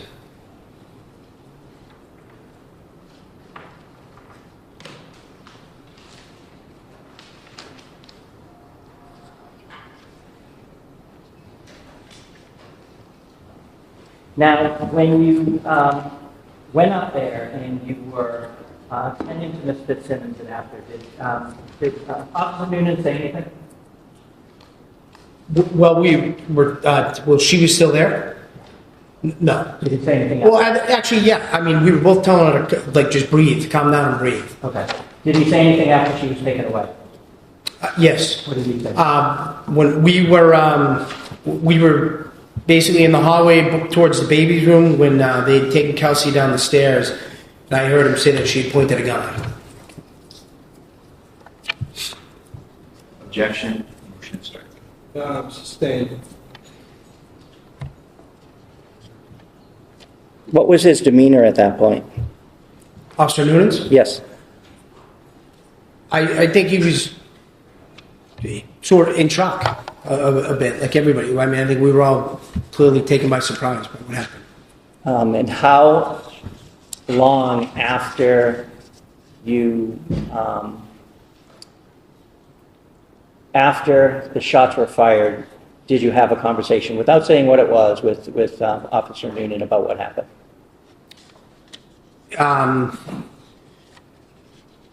Maybe 5 minutes, just based on however long it took the the medical staff to get her packaged up to get her to a hospital. Your Honor, I would ask for a ruling on an excited utterance at this point. An excited utterance from Officer Noonan? Yes. And Officer Noonan's going to testify? Yes. And counsel? I would object. Well, I think I need more of a foundation, but if it qualifies, I'll... Now, you say that it was about five minutes after you heard the gunshots, right? That you had a conversation with him, that he said something to you, correct? Yes. In the meantime, you both had been tending to her wounds, true? Yes. And you said he was, seemed to be in shock. Was it different than he normally was when you talked to him at the station? Yeah, definitely. And how so? I think, like everybody else, I think he was overwhelmed and a little bit trying to process what just happened. Bewildered? Sustained. As to what, like everyone else, I just need to know what the officer appeared to you. What his demeanor, what was his emotional state, etc. I wouldn't say he wasn't emotional. He appeared shaken a bit. I'd redo my request, Your Honor. Lack of foundation. And this was 5 minutes after what? After the shooting, 5 minutes after, I'm sorry, this is to you. 5 minutes after the shooting. So how long did it take for the fire department to remove Ms. Fitzsimmons? I'm guessing around 5 minutes. It may have been quicker. Fire department was there that quickly? The fire department was there very quickly. Yes. All right. I'll tell you what. This sounds like seems like a good time to take a break, our morning break. So, and I will rule on the objection when we get back. All right. So we will stand in recess, say, for 15 minutes. Will that work for everyone? Okay. All right. Thank you. All rise, please.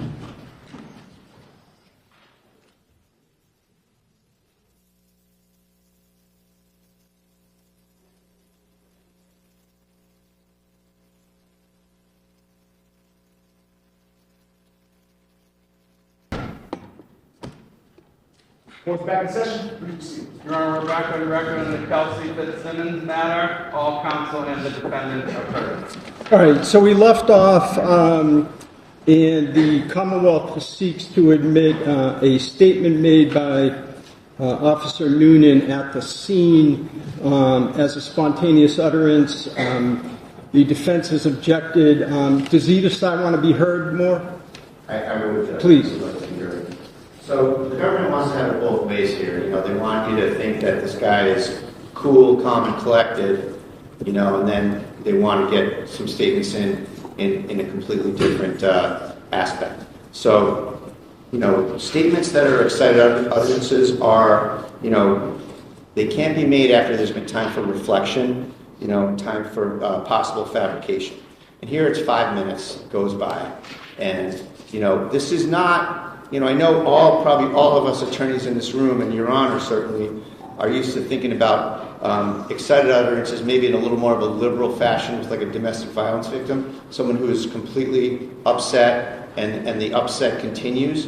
They've gone on record saying how professional and cool and calculated this guy is. So that plus the 5 minutes, plus the time for fabrication here, plus the motive for fabrication, I think makes it fatal to the government's efforts, and I think you should deny it. Anything in addition, Kamala? Your Honor, the declarant themselves need not be excited. It is the fact of the matter that the declarant is still under the stress of an exciting event. And the court should consider the factors such as whether it was made in the same location as the precipitating event, temporal proximity, age, spontaneity, and degree of excitement. Your Honor, the Commonwealth is not claiming that, Officer Noonan was in shambles after the shooting. Certainly not, but he was still under the pressure of the event. It was within minutes. It was in the same location. Officer Noonan is present. He's going to testify, available for cross-examination, no confrontation issues. So I would suggest that in the court's discretion, you allow the spontaneous utterance for whatever degree of value you see fit. Okay. So the last thing, just if I may respond, sorry. It's just that, this is the exact time you would fabricate when your colleagues are starting to form opinions about what happened. It's the exact incentive, it's the exact time to fabricate. Thank you. Okay. All right. I think Attorney Moriarty was referring to the factors in Commonwealth versus Baldwin. At least I think that's a more recent case that has them, which is at 476 Mass, 476 Mass 1041 at page 1042 of 2017 case. So I can say that a lot of the factors, you're right, do gravitate towards admission, them being admissible, but I am going to sustain the objection. This will be somewhat of a double negative, but strike that. I am unable to find by a preponderance of the evidence that the statement was not the product of reflective thought. So the objection sustained. All right, you may continue, Mr. Gubitosi. Thank you. Just one other question. You were on scene at the time of the shooting, correct? Yes. Was your gun checked after the shooting before you left the scene? Yes. At this time, Your Honor, I would be playing exhibit number 72. Okay, which is what? A video compilation of the man Outside of the house? outside of the house, including the basement. Okay. And this has been jointly admitted, right? Yes, sir. Okay. Yes, you may play it. Is there sound too, or is it? No. All right, so do you have questions? You have additional questions? No. Oh, I'm sorry. I thought that you had additional questions. No, that's what I said. I wasn't asking any additional questions. You weren't that. Okay.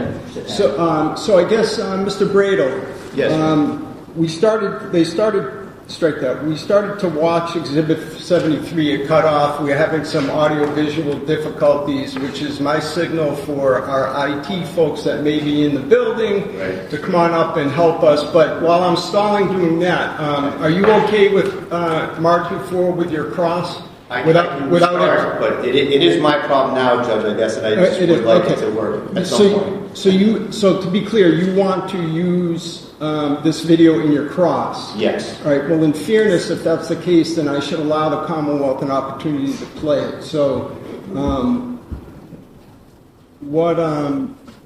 where's our IT folks? Okay. Excellent. His name is Khan. You know what, while we're doing that, can I see counsel at sidebar? Folks, let me just make sure that I understand. Mr. Gubitosa, you had, if this were to play to its conclusion, you would have no questions? Correct. Correct. Okay. So then, why don't we do this? Let's march forward with the cross.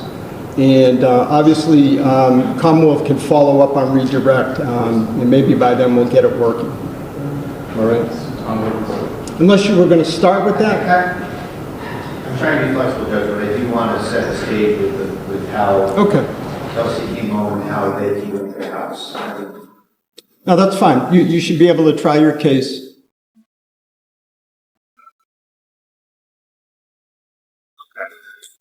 Judge, just an idea. We have the actual DVR in the house, and so we have the same stuff.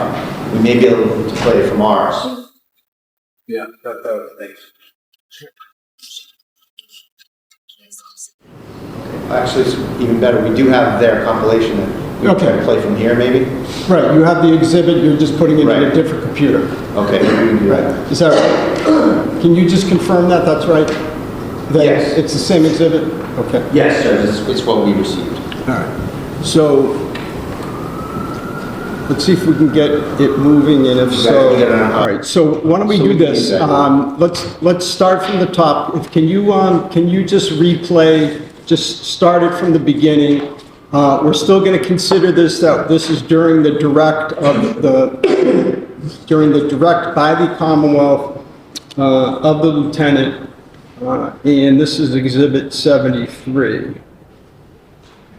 And now, of course, it won't work. Because I've said too much. Okay, thank you.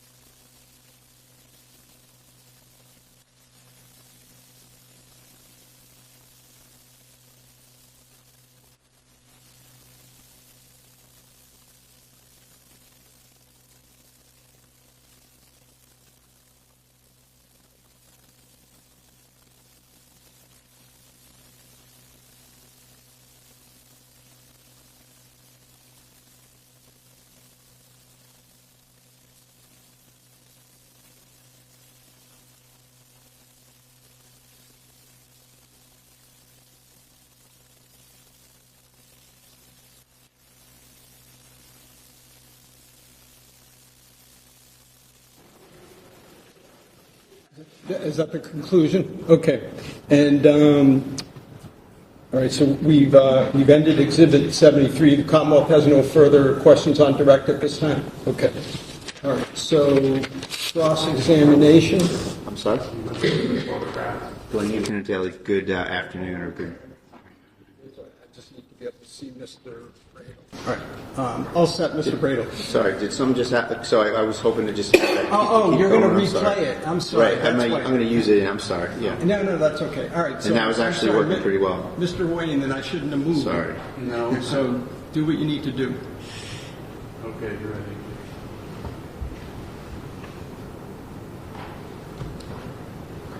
All right, may I inquire, Your Honor? Thank you. Yes. Good afternoon, sir. Good afternoon. So we've never spoken before, correct?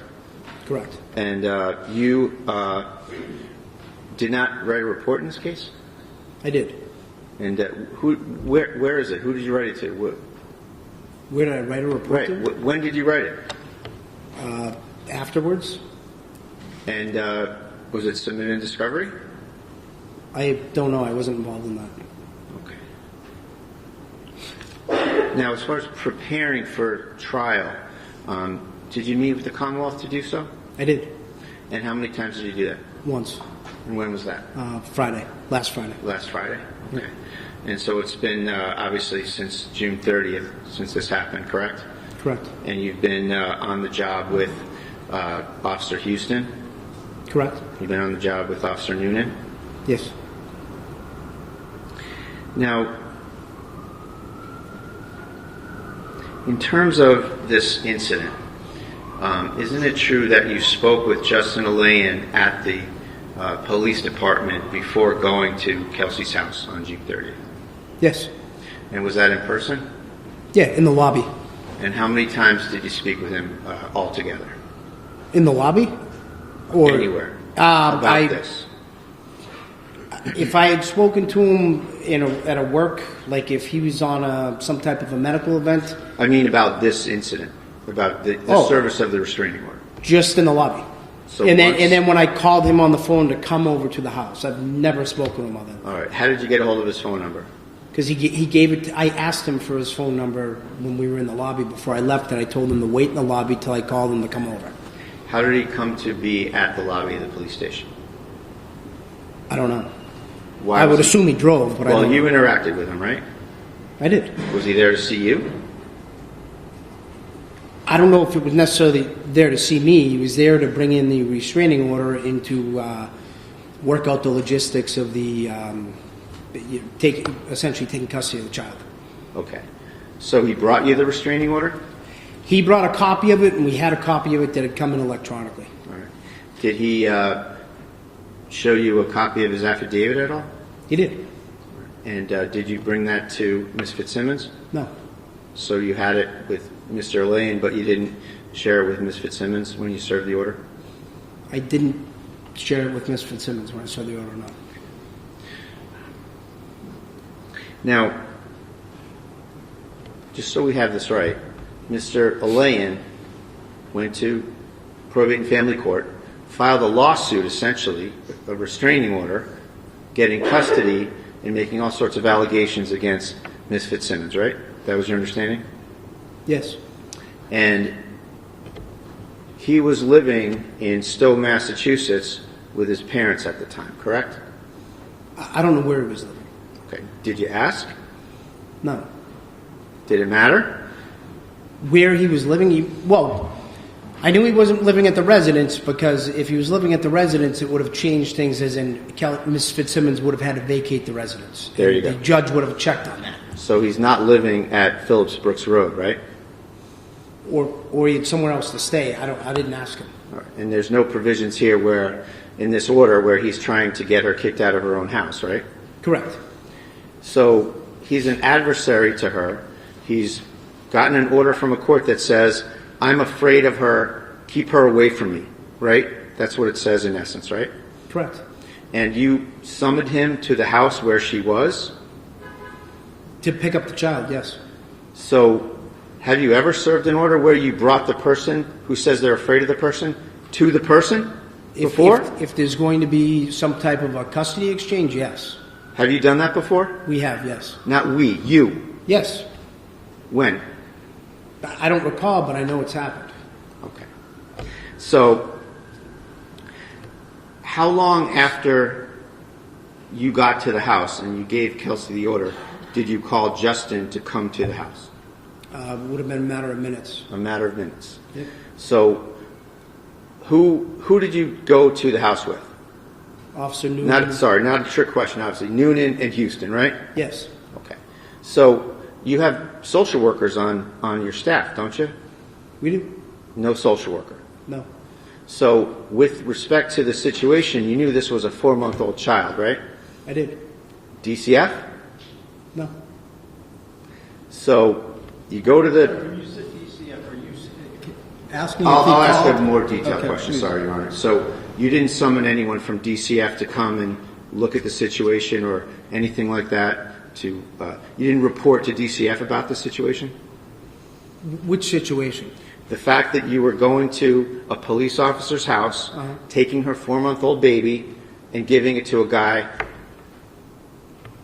The father? Yeah. No, I didn't call DCF, no. All right. Aren't you a mandated reporter? I am. And you didn't report it? Report what? The fact that there was a dispute over the 4-year-old child and that there was a court order to take the child away? No, I didn't report it. Now, restraining orders, you're experienced with restraining orders, right? I am. Restraining orders have provisions for retrieving property, don't they? What do you mean by that?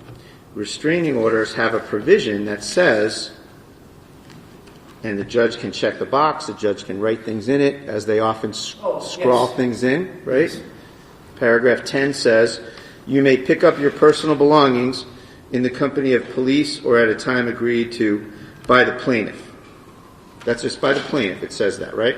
Yes. And so there's a provision where the plaintiff can allow it by agreeing to it. And this is a situation that's a little bit different, isn't it? The plaintiff is leaving, right? And the defendant is staying at the house. Yes.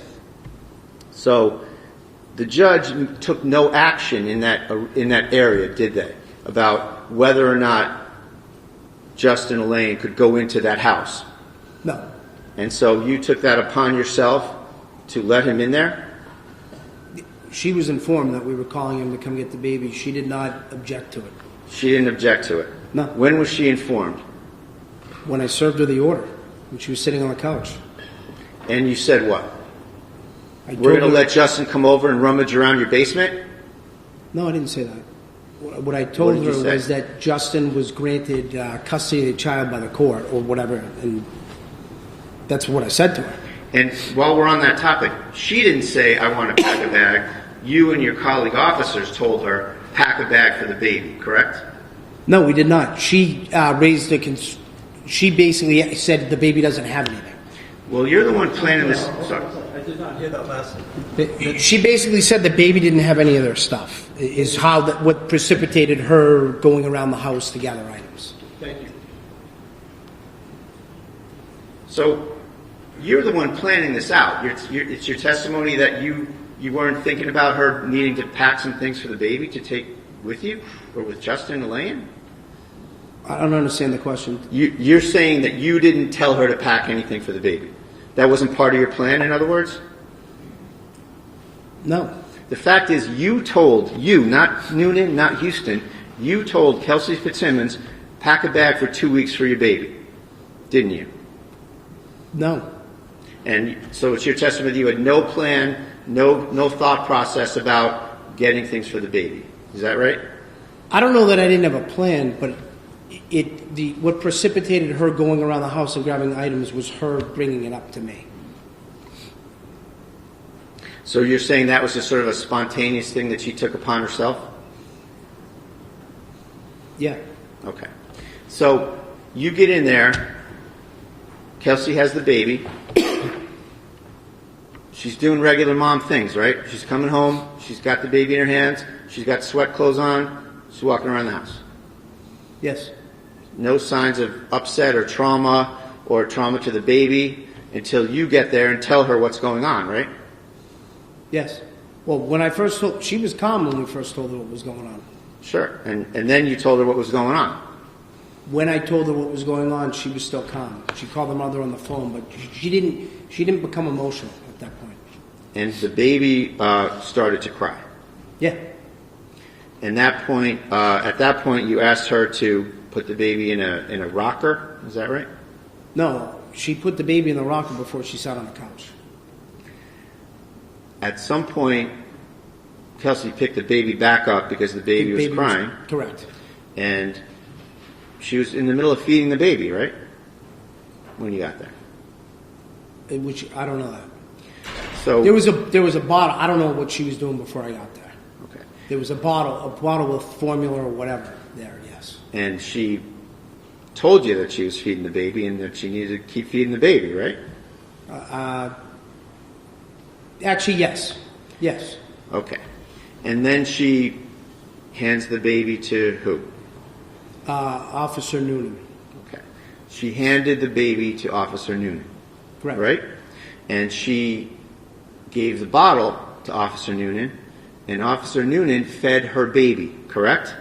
I believe so, yes. So her state of mind towards Officer Noonan, 5 minutes before the shooting, or 10 minutes, or whatever it is that you're someone that can feed my baby. You're someone that can take my baby, right? Objection. Somewhat argumentative, overruled. She did that, right? She did what? What I just said. Did you ask the question again? She gave Noonan her baby. Oh, yes. And she gave him the bottle and he fed her. Right? Yes. And nobody forced her to do that. She made a decision to do that on her own, right? Yes. Now, you said that Kelsey had started in 2025? That's what I have in my notes. That's not no, right, it was is it? before. I believe it was 24. Okay, well, it's 23. Okay. Is it not? I'm not positive of the date. It's been a few years. All right. It's fair to say that you hired her, right? I did. You trained her for 6 months you were her DI for 6 months, right? Drill Correct. instructor? Yes. She was the treasurer of the police academy when she was there, right? She was. She came on the job and she worked under you on many shifts, right? During field training and I believe briefly afterwards, yes. All right. So she's an officer from 23 that you know well, and she's been there a while, right up until going out on maternity leave and then coming back, just about to come back June 30th, right? Correct. And as of June 30th, she was slated to go back on the schedule for July 4th, right? To go back on patrol, yes. Yes. So at some point in this incident, Mr. Aylaian asked you if you could go in the basement and get some things, right? Yes. And you let him do that unsupervised, correct? Correct. Isn't it required that an officer accompany the person with the consent of the homeowner? I'm not sure. Now, at some point, Kelsey's mother comes in, correct? Correct. Where were you and where was Kelsey when that happened? When Kelsey's mother came in, I believe we were in the living room. And Kelsey was nowhere near that, correct? Kelsey was nowhere near where? Her mother. I don't understand the question. When Kelsey's mother arrived, Yeah. Kelsey was upstairs with Noonan and Houston, wasn't she? No, when Kelsey's mother arrived, no, I believe at that point, Officer Houston had the baby. Officer Houston? Officer Houston had the baby. And Officer Houston gave Kelsey's mother the baby, correct? Correct. And then Officer Houston went upstairs? I'm not positive at that So point. at some point, you're downstairs, Houston and Noonan are upstairs with Kelsey, correct? Correct, yes. All right. Where was Mom at that time? She was in the living room With who? with the baby. And where were you? In the living room. So you're with her. Yes. Okay. At some point, you hear 2 gunshots. Yes. And at that time, Houston is downstairs with you. He's joined you downstairs. When the gunshots happened, he's downstairs, but he did not join with me. He's He's around in like the kitchen right at the top of the staircase, So he's according to him. Houston is downstairs and not upstairs with Noonan and Kelsey, correct? Correct. You hear 2 gunshots. Is it fair to say these gunshots were in quick succession? Yes. What did you do? I was running up the stairs when the shots were fired. Did you see the shots? No, I heard 2 loud bangs as I was running up the stairs. Where was Noonan, if you know? Noonan was right outside of the frame of the bedroom door, in like the, if you want to call it a hallway, the upstairs hallway. Like In maybe like between. a landing, like the top Sure. landing of the steps? In between both bedrooms. All right, so Noonan is at the door frame, correct? Yes, And it's fair to say there's no door to the bedroom, right? correct. When you get up the stairs and look into the room, what's the first thing you see? Her feet Where were they? over on the other, the far end of the bedroom by the bed. Kelsey's feet. Correct. And she was on her back. Yes. She had a gunshot wound to the lower chest. Yes. And at some point you went over there to render first aid, right? Yeah, it was pretty much immediately. Okay. And Noonan is covering the scene with his firearm, correct? Correct. Now, when you went up to Kelsey, what was the first thing you did? Was it in terms of first aid or in terms of securing the firearm? Secure the firearm. All right. And where was the firearm? The firearm was by her left leg. All right. Isn't it true that when you were interviewed by the CIC representatives, you said that the weapon was under her leg? I didn't hear that. Under what? Yes, you said it was under her leg when you were interviewed. By her left leg. Like, Well, under is different than by. when I was able to see the firearm when I got up to her. I There's could no not see question it. before you, sir. I'll ask you a question. So, today you're saying that it was by her leg, correct? Yes. And we agree that when you were interviewed by the CIC months and months ago, you said that the firearm was under her leg, correct? I'd have to look at the exact statement, but Sure. May I approach you? Yeah. Approach, can you just make a record of what it is that you're showing him? Sure, Judge. For the record, I'm proffering the witness page 21 of the CIC report that was commissioned by the North Neighborhood PD. Okay. You want him to look at it? Yes, please. Thank you. All right. Lieutenant Daley, do me a favor. Look. You can look anywhere you want on the page, but I want to invite your attention to right here, and you can look up and down. yeah. Take a look and familiarize yourself when you're comfortable. Okay. You got it? Yep. Okay. I'm going to read something, and I'm going to ask you if I read it correctly. So she's laying on her back, head towards the window, feet closest to us, and the firearm was underneath her left leg. Did I read that correctly? You did. And that was your testimony, right? Yes. Thank you. Why did you roll her over? To see if there was an exit wound. And did you tend to that? Yes. And at some point, Kelsey said, "I'm sorry, I want to die," correct? Correct. And when was that? During that time.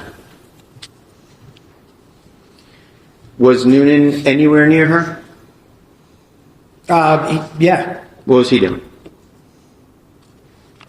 I don't know. I mean, he was right by me, but I was wrapping gauze around her, trying to at that point. He was there. He might have been grabbing stuff, more additional things out of the medical bag. At that point, Kelsey looked at him and said, "Why?" Didn't she? Not that I recall. Did Noonan say anything to her? I think, yeah, and so did I. He basically said, like, calm down and keep breathing. Is that it? That I can recall, yes. And what about you? What did you say to him? The same thing. Now, you were asked if you had your gun checked as a result of this incident. What?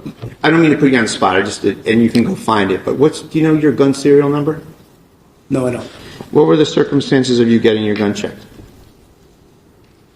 You mean why they did it? No, What do you mean? what happened just physically? Did you give it to someone or what? Yeah, one of the Mass State troopers from ballistics took it, and emptied, I believe, counted all the rounds in the firearm, etc. It may have done something else. I don't know.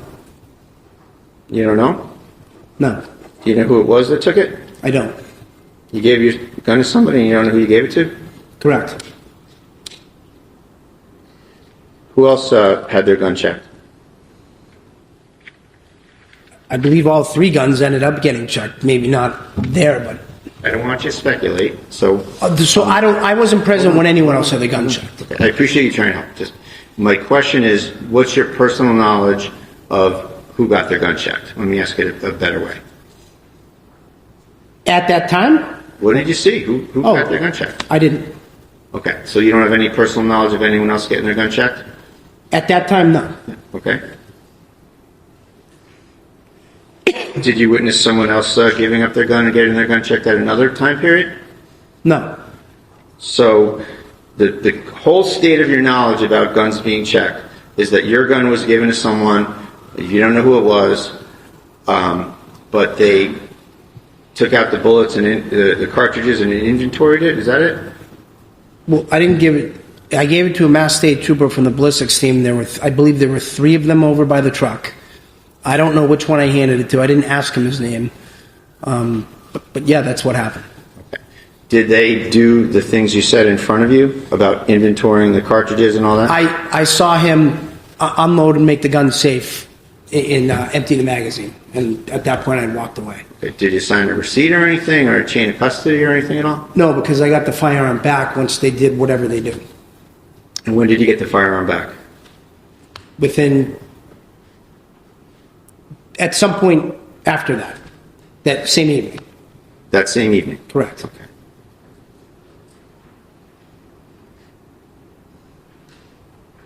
And sorry if I asked you this. You don't have any personal knowledge of the circumstances of anybody else's guns being given up and checked?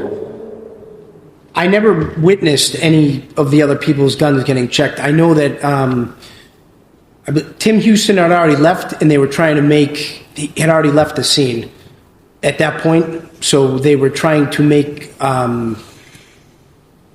logistically plan out someone going over to pick up the gun from his firearm. Okay. So I knew that it got checked. I just don't know exactly when. You assume it got checked based on the circumstances. How about that? Fair enough. Okay. Now, you spoke with Justin Aylaian at the lobby of the police station before you went to the scene, right? Yes. We talked about that. Now, up until that conversation, did you have any information any further information from Justin Aylaian about the circumstances of Kelsey's state of mind that day, or anything that was going on with Kelsey that day? Prior to seeing him in the lobby? When you were speaking with Justin Aylaian in the lobby, Yeah. had you already had any information about Kelsey's whereabouts or actions that day? From Justin? From anywhere? Oh, yes. Okay. Were you aware that she was waiting for him at the park in town? No, I wasn't aware that till Kelsey told me that when we went to the house. Okay. Isn't it true that at the police station, Justin Aylaian said to you, "I wouldn't be surprised if she shot the baby right in front of you," right? Yes. And that added to your mindset about going to see Kelsey, didn't it? I don't know. I don't understand. That was part of the quantum of evidence or thoughts or presumptions that you had in your head, right? I think it raised my awareness. And that was communicated to Noonan, wasn't it? Both Noonan and Houston, yes. Okay. And so that statement from Justin Aylaian, it's fair to say, contributes to an increased level of vigilance towards Kelsey when you got there, right? No. I would think, It's your testimony that that's not a factor in your mind? no, Is it's that a correct? fact, it's a factor in my mind, but I think from a tactical perspective, I think everyone was, actually, yes. Did you- Everybody was probably more on point than normal. Did you consider Justin Aylaian's motive for saying such a thing, or credibility or lack of credibility of him saying such a thing? Objection. Overruled, just yes or no? Did I consider, I'm sorry, can you Did ask you me? consider the source? How about that? No. He was a plaintiff in a domestic situation seeking to get custody of his baby and her baby through an ex parte restraining order, right? Objection. Sustained. Well, he was adverse to Kelsey Fitzsimmons, wasn't he? Yes. I'll strike him. Did you have a conversation with your fellow officers about the credibility of such an assertion about your own officer that you hired, trained, had on the job? Objection. So you're referring to Ms. Fitzsimmons? Yes. Overruled. I'm sorry, can you? Yeah. Did you think about what he's saying? How did that affect your state of mind towards Kelsey? I don't know that, I didn't take everything that you said as 100% factual. However, there was a court order in place where we had to go serve the documentation. Regardless, I don't know, that was my state of mind. Did you consult with Justin at all relative to this restraining order before you met him in the lobby? No. Well, you talked to him on the phone, right?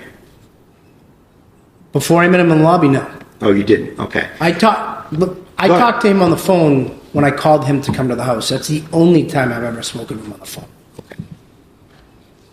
May I have one moment, please, Your Honor? Yes. After the shooting and a crime scene is established, it's fair to say that you had some other officers come to the scene, correct? Yes. And some of those officers were trained mental health officers, correct?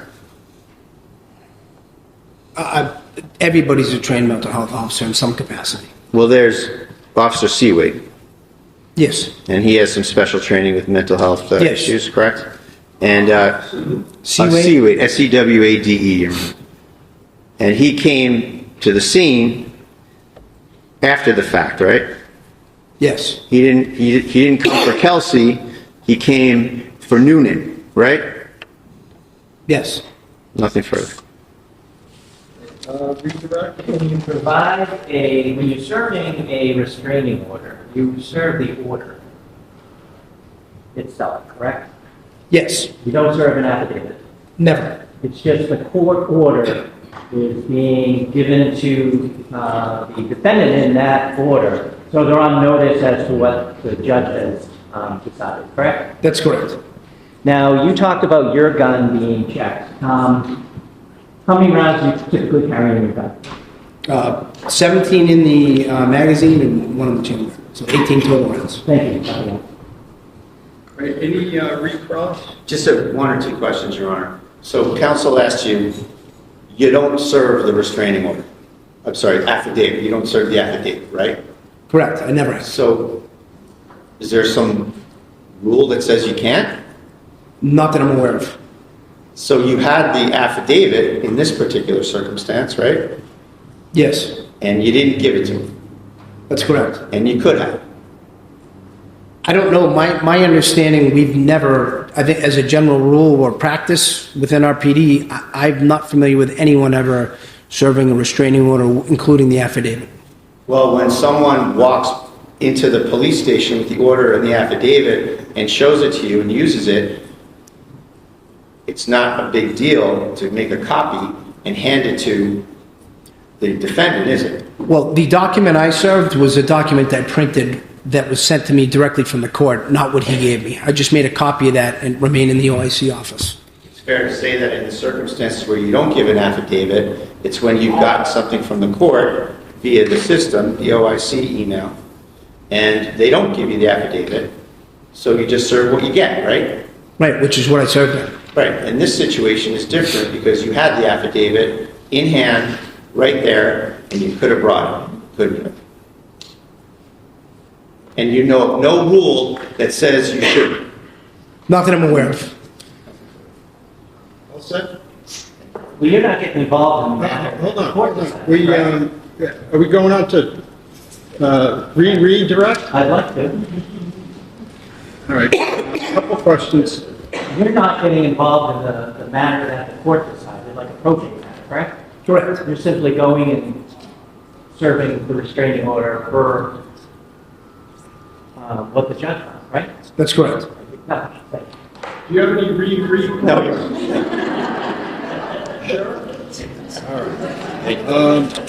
Let me just see if I have a question or two.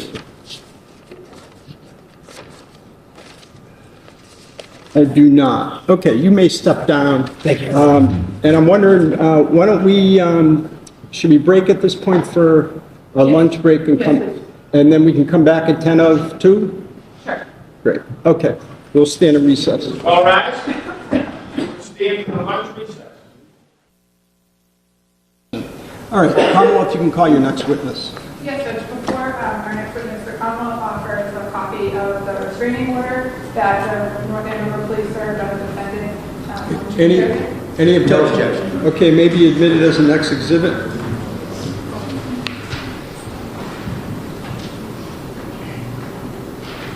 Exhibit 74, so marked. And Courtney Aylaian, please.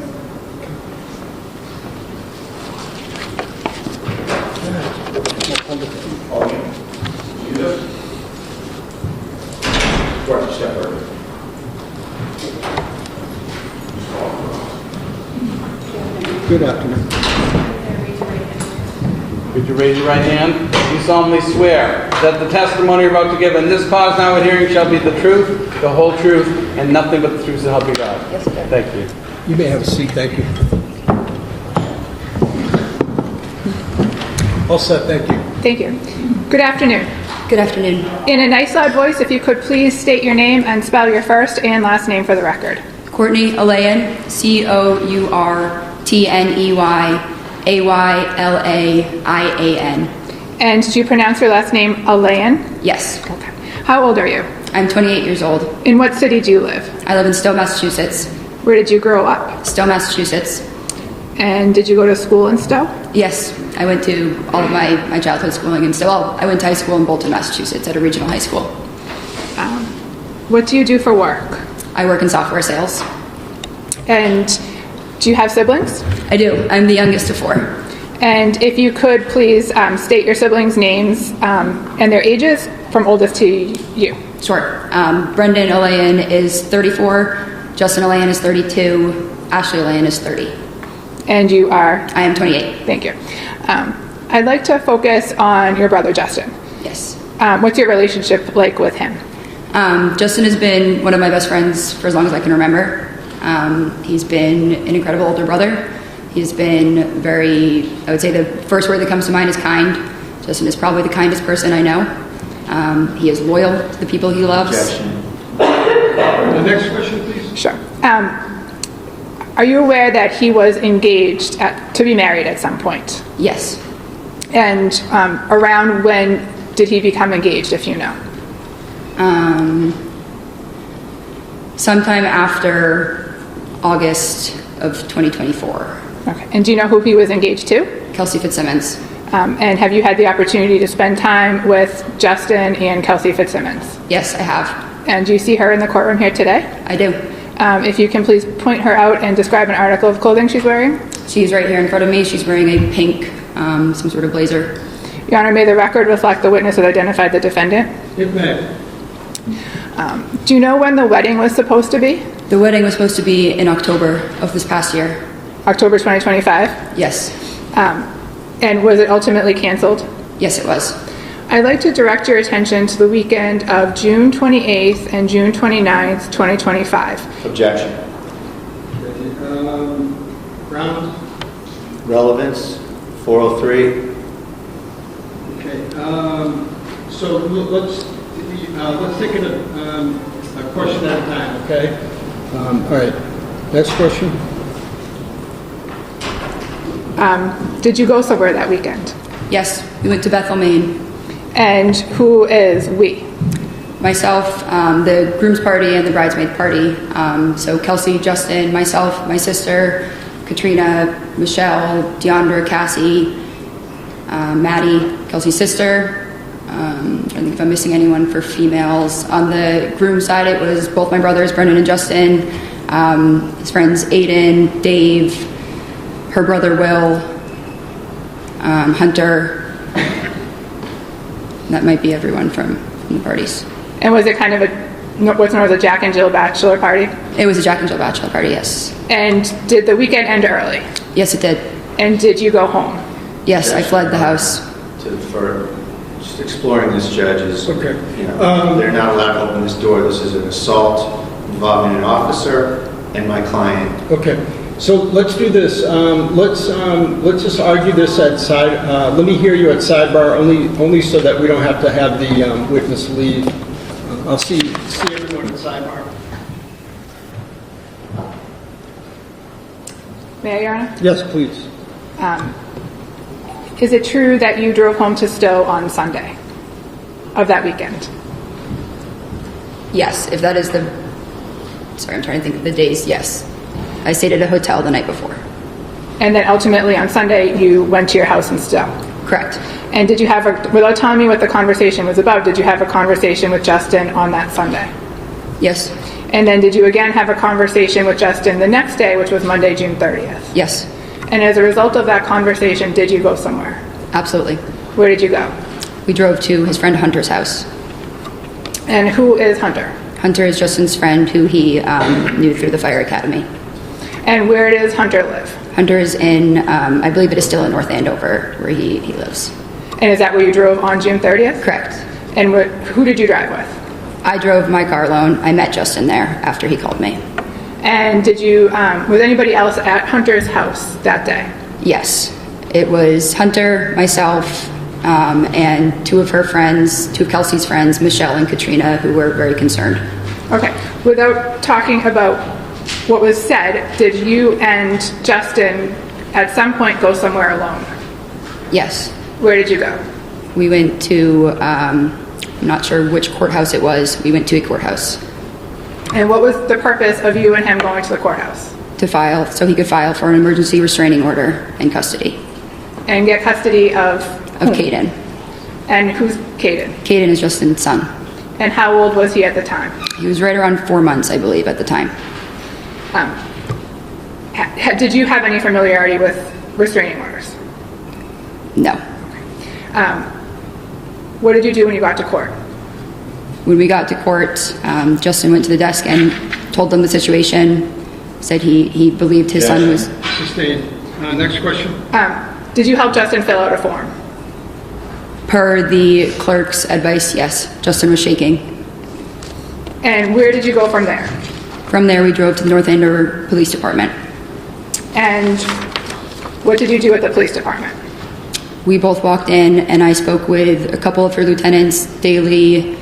I'm not sure who it exactly was I was speaking to, and I told them that I thought she would kill. And without telling me what you said, did you give the police something? I didn't hear the question. Did you give the police a copy of the restraining order? It was faxed to them, yes. And did the police... Objection, non-responsive. Overruled. And did you stay at the police station for a period of time? Yes. And what happened next? We were at the police station praying, and we got a call from one of the lieutenants saying that Caden was safe and to come to the house and get him. And what house were you going to? 125 Phillips Brooks Road. Had you been to that house before? I have. Okay. How did you get there? We had driven separately, so we both drove our cars to the house. So you drove your car and Justin drove his car? Correct. And did you, approximately how long were you waiting at the police station before you got that call? It was much quicker than we thought, probably 20 minutes maybe. I could be a little off, but 20 minutes. And about how long did it take you to get from the police station to 125 Phillips Brooks Road? Not long, like less than 10 minutes. And what happened once you got there? We got there, we were welcomed in the door by an officer. He said Kelsey's upstairs getting some clothes for Caden. Your Honor, motion to strike. Okay, without telling me what the officer All said. right, hold on, there's an objection. Overruled. Next question. You said you were let inside by a police officer. Is that correct? Yes. And then what happened when you went inside? Lauren, Kelsey's mom, was holding Caden. She was angry. She said to Justin, Kelsey is fine. Objection. Justin's... Sustained. Hearsay, Judge. Right, ma'am, you don't. No one expects you to know these legal rules, but unless you're specifically asked, you can't repeat what people told you. Okay. All right. Thanks very much. Of course, Your Honor. So you go inside. You and Justin go inside, Yes. and then you saw. Who did you see? Lauren Page was holding Caden. And who's Lauren Page? Kelsey's mother. Okay. And you and her had a conversation. Justin and her did. Okay. And then what happened? And she was holding the baby? Yep. And then what happened next? She handed Caden to Justin. Justin then handed Caden to me. And I said, why don't I take a step outside? I wanted to avoid a confrontation, so he took the carrier, the baby car seat. We walked outside. And so you took Caden in your arms? In my arms. And you walked outside? Yes. And did Justin walk out with you? Yes. And did Justin take anything with him? He took the carrier, the car seat. Okay. And at that point, did you make a phone call? I did. Who did you call? I called my mother. Okay. And this was while you were outside? Yes. And then what happened next? There were gunshots that went off. And how do you know that they were gunshots? It was, I've been shooting before. I know what a gun sounds like. There were several gunshots and an explosion sound because they, I believe, had hit the air conditioner. There was a lot of smoke coming out of the window. Objection, Your Honor. There's no personal knowledge to any of this. All right. Is this what you saw or I saw the smoke. overruled? And where were you standing when you heard the gunshots? I was near the side where the school parking lot is. I was next to our cars in the yard And on the property. approximately how many you said gunshots plural, how many did you hear? There were at least 2. And then after you looked back at the house and you saw the smoke? I was right in front of the house, yes.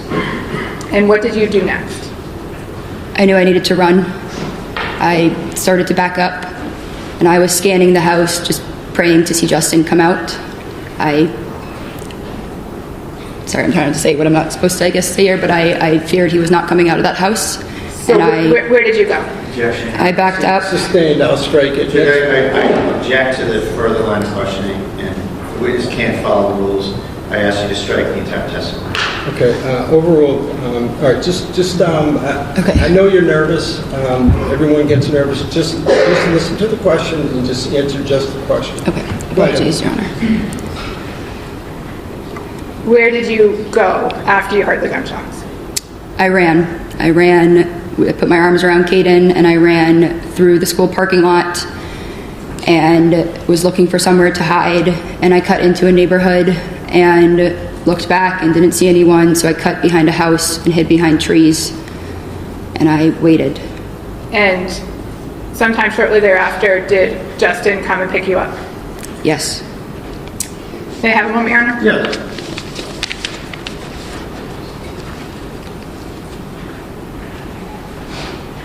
No further questions. Thank you. Cross. A couple of questions, Your Honor, if I may. Ma'am, you said you were let into the property? Yes. Who let you in? One of the officers. And how did that go? In what sense? Did you ring the bell? Did Justin ring the bell? Did you knock on the door? Did he break the door in? What happened? He did not break the door in. The officer opened the door for us. I don't recall if we called him or if he saw us pull in, but we did tell him we were on our way, so he was expecting us. And which officer opened the door for you? I don't remember. I think it was Daley, but I do not remember. Have you seen any video of how you went into the house? I have not, no. Judge, I'm going to ask that we play a clip that's in our exhibit, our thumb drive, if I may. All right, is it within Exhibit 74? Yes. Sure.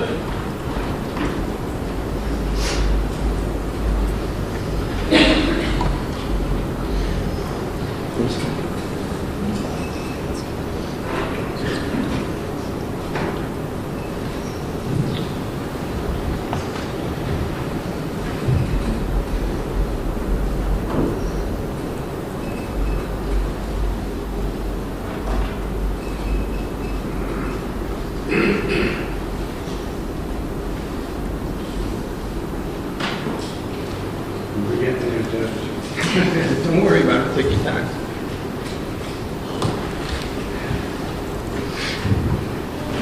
You need our IT person? No, I hope not.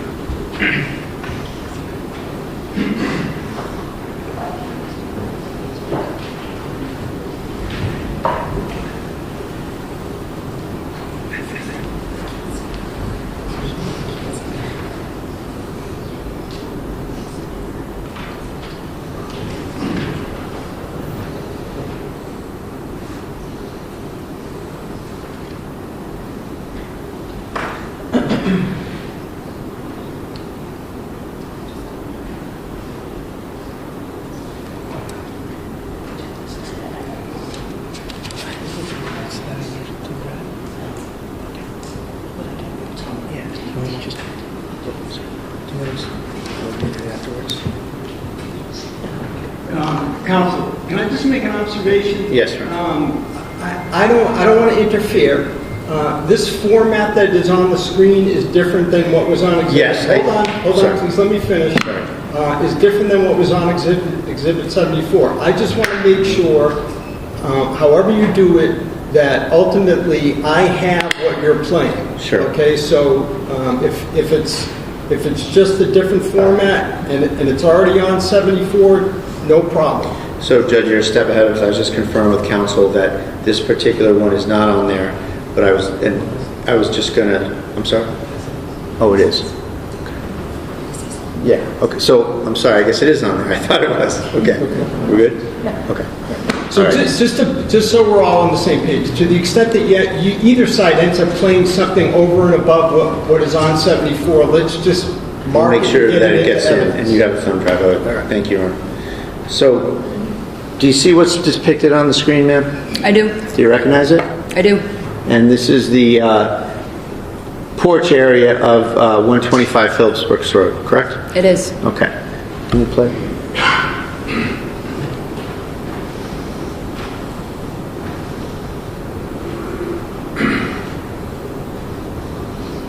So where's the officer that let you in? He was right behind that door. I do not recall the exact scenario. He was right at that door. So you walked in without anyone letting you in her house, didn't you? I don't know that I could say that because the officer was right behind Did you see it. anybody on there letting you in? I can't see the other side of the door. So you're already in the house by that time. You walked in the house all by yourself, didn't you? With your brother? So when I've gone to their house before, I typically go in that doorway and then knock at that door there. You walked right in, didn't you? I don't know. There was an officer Well, right you saw behind it. What did you it. see on the video? I walked in. I'm not sure if an officer was right behind it opening that too. Okay. Because I know he was at the door. Thank you. But I'll offer that. It's not in, but I believe it's in the thumb drive. I'm sorry, I'm confused. Say that again? I believe that clip is in the thumb drive. But if you find out it's not, I would offer it to It is. Okay, all right, thank you. Is there any redirect? No, thank you. Okay, all right, thank you very much. You may step down. And Commonwealth, you can call your next witness. Aylaian.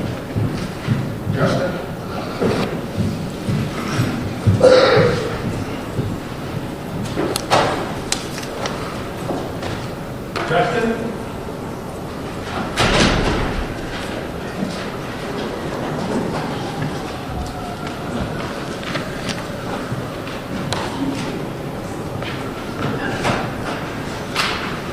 Judge, if you work down upstairs. Okay.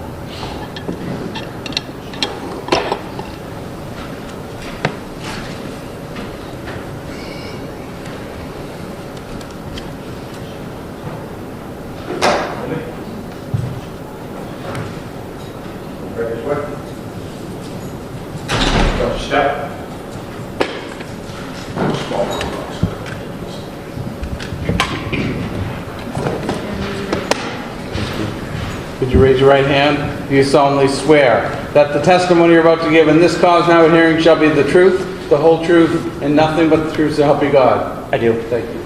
Good afternoon. You can have a seat. Just pull yourself right up to that mic.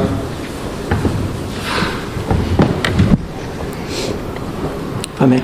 Yes. Sir, in a loud, clear voice, can you please introduce yourself? Spell your first name and your last name. My name is Justin Aylaian, Justin, last name Aylaian. And how old are you, sir? I'm 32, And what town do you live in? still Massachusetts. Did you grow up there? I did, yes. Okay. And what schools did you go to there? I went to Neshoba Regional for high school. That's a tri-town, so it's still Bolton and Lancaster. That's where I attended for grades 9 through 12. What did you do after high school?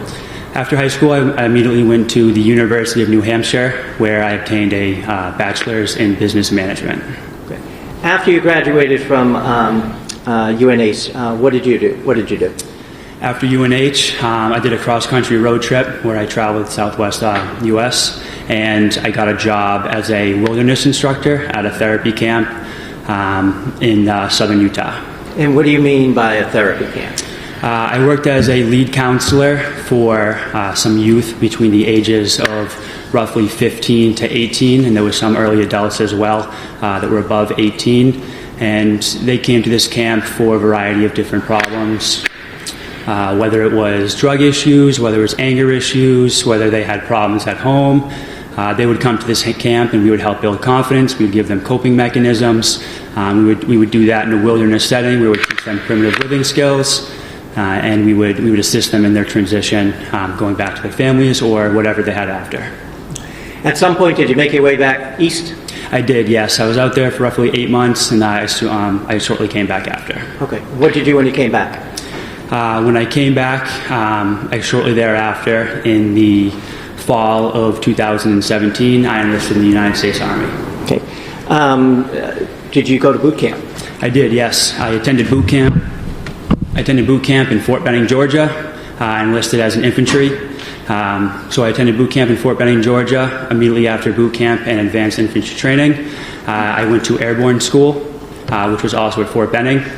Right after I graduated from airborne school, I was moved to Fort Bragg, North Carolina, and that's where I spent the rest of my tenure in the Army. Okay. How long was that?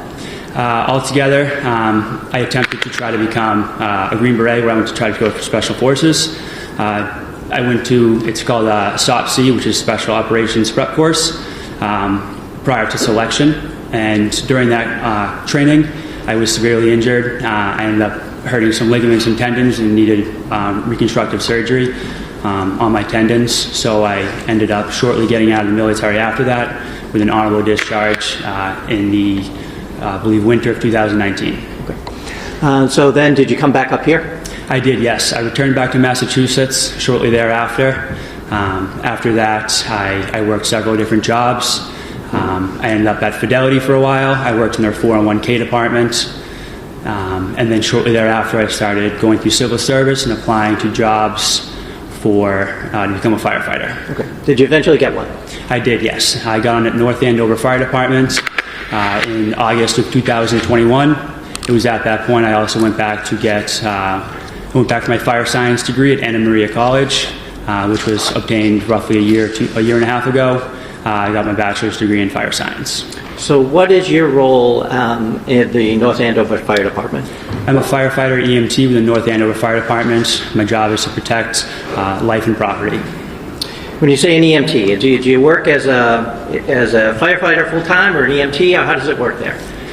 With the rotation that we have, the newest 24 members on the fire department, they're in charge of running the ambulance. So on my shift, what we do is we work 2 weeks on the ambulance, and then that third week rotating off, we either go on the engine or the ladder truck. Do you know a person by the name of Kelsey Fitzsimmons? I do, yes. How and when did you first meet her? It was September of 2023. She had reached out to me on Facebook. She had seen a picture of me posted on the North Andover Fire Department page. And she was recently going to be getting hired as a North Andover police officer. and she reached out to me on Facebook. Fair to say you developed a relationship with her? We did very quickly, yes. Okay. At some point, did it become more than casual? Yep, it became more than casual very quickly. Both of us developed feelings very quickly, and that developed into a relationship very quickly as well. And it was about roughly 6 months after that we had initially met that Kelsey and I had moved in together. And where did you move in? She had owned a home at 125 Phillips Brooks in North Andover. My lease had ended that May of 2024, and at that point we decided that we were going to live together, and I wasn't going to renew my current lease that I had.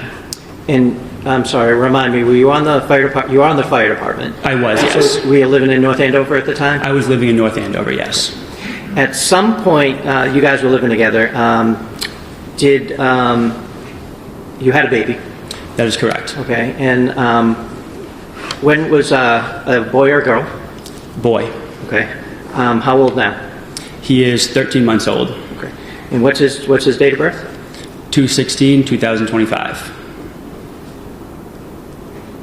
So he was born while you were living together at 125 Phillips Brook? Yes. At some point, and I'm going to turn your attention to the weekend of July 28th, 29th, going into Monday the 30th, okay? Okay. Did your relationship become strained in any way? Just yes or no? Yes. Okay. And as a result of that, did you decide to do something on June 30th, that Monday? Yes, I ended up obtaining a restraining order. Okay. Now I'm going to just step back for a second, and we're going to talk about that day in particular, okay? Okay. At some point, were you communicating with the defendant at all? Yes. How so? It started in the morning. It was both text and phone calls that we were going back and forth with each other. I had requested to see my son. I wanted to make sure that he was okay. She had sent many disturbing messages back and forth to me. Motion to strike. Where were you on the 30th, on that Monday? Were you living at 125 Phillips Brook? That was my permanent legal residence, but I was at my parents' house that day. Okay. Had you gone, when was the last time you had been there? It would have been June 27th, I believe, the day before our planned bachelor. Okay. At any point, did you go back there to retrieve some items, the guns or anything like that? Yes, the day prior, I had gone to obtain. I knew that I needed to pick up my firearms. I had feared for my son, and I thought that his life was in danger and grave risk. Objection. And I object to any further questioning on this relative on 403 grounds and on relevance grounds to whether Ms. Fitzsimmons assaulted a policeman in a bedroom where it was just the two of them. Okay. I'm just going to take the objections one at a time. That objection sustained, I will strike. You own firearms? Yes, sir. How many? Roughly 9. Okay. And where were they kept in the home? They were kept upstairs in the closet. There was a large rifle safe. Several of them were kept in there. And then I had one firearm that I would keep in our bedroom that was in a green chest directly. If you were to walk into the bedroom, it was on the left side in the green chest, directly next to the door frame, locked up in my green safe. Okay, so if you walk into your home through the door, yes, the front door, the stairs to upstairs, fair to say, are almost right in front of you? Correct. Okay. Now, as you walk up the stairs, there are 2 rooms at the top. Yes. There's a landing and 2 rooms at the top, correct? Yes. The safe that you had described, the green safe, which way would you go to get to the green safe? You would take a right into the bedroom, and then the first foot that you would step into the bedroom, it was directly on your left, on the ground. That was a bad question. What color is the safe, the rifle safe? The rifle safe was black. Black, okay. I want to talk about that first. I apologize. Now, where was that? If you were to go up the stairs and you were on the landing, you would take a left. You would go into that room right there, and then it was in that closet directly on the left side of the room. Okay, and it's a rifle safe, meaning it has a lock? Yes. What kind of lock? I believe it was a keypad lock. Okay. Do you know if the defendant had any firearms? Yes. How many? I couldn't be exact. She just got her license to carry returned to her. I don't know the exact number of firearms that were returned to her. Okay, what kind were they? Several handguns. Handguns? Okay. When you went on the 29th to retrieve your handguns, where did you go? I went directly upstairs and I went into that gun safe, the rifle safe that was on the left side of the landing, and I retrieved my firearms from there first. Okay. And then you talked about a green safe. Yes. We're going to talk about that. You walk up the stairs, the landing is there, you go to the right, which is the bedroom, correct? Correct. The other room, is that the one with the crib in it? Correct. Okay. Now, if you go right to your left, you had described on the floor, correct? Yes. Okay. You had one gun in there? Yes. Did you see any other guns in there when you opened that? No, I did not.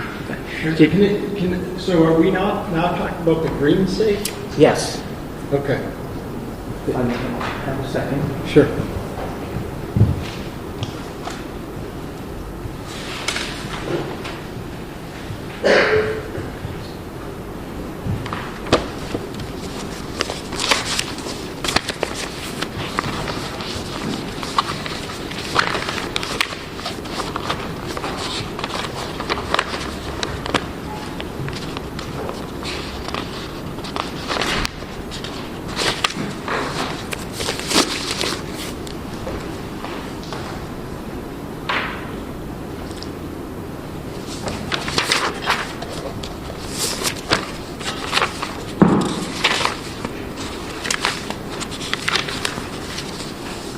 I'm going to show you what's been previously marked as exhibit number 40 first, okay? Okay. You see that screen? I do, yes. You recognize what that is? Yes. So describe where the photo taker, the picture taker, would be standing in that home. They'd be standing on the landing as immediately as you go up to the stairs to the second floor in between the two rooms. Okay, and that's the one on the left that we had been describing? Yes. Correct? I'm going to show you what's been previously marked. The one on the left, meaning the room on the left? Yes. Okay. I'm going to show you what's been marked as exhibit number 45. Can you see that? Yes. Do you recognize what that is? I do, yes. What is it? That is the nursery. That's the closet with my clothes in it, and behind my clothes is the black rifle safe.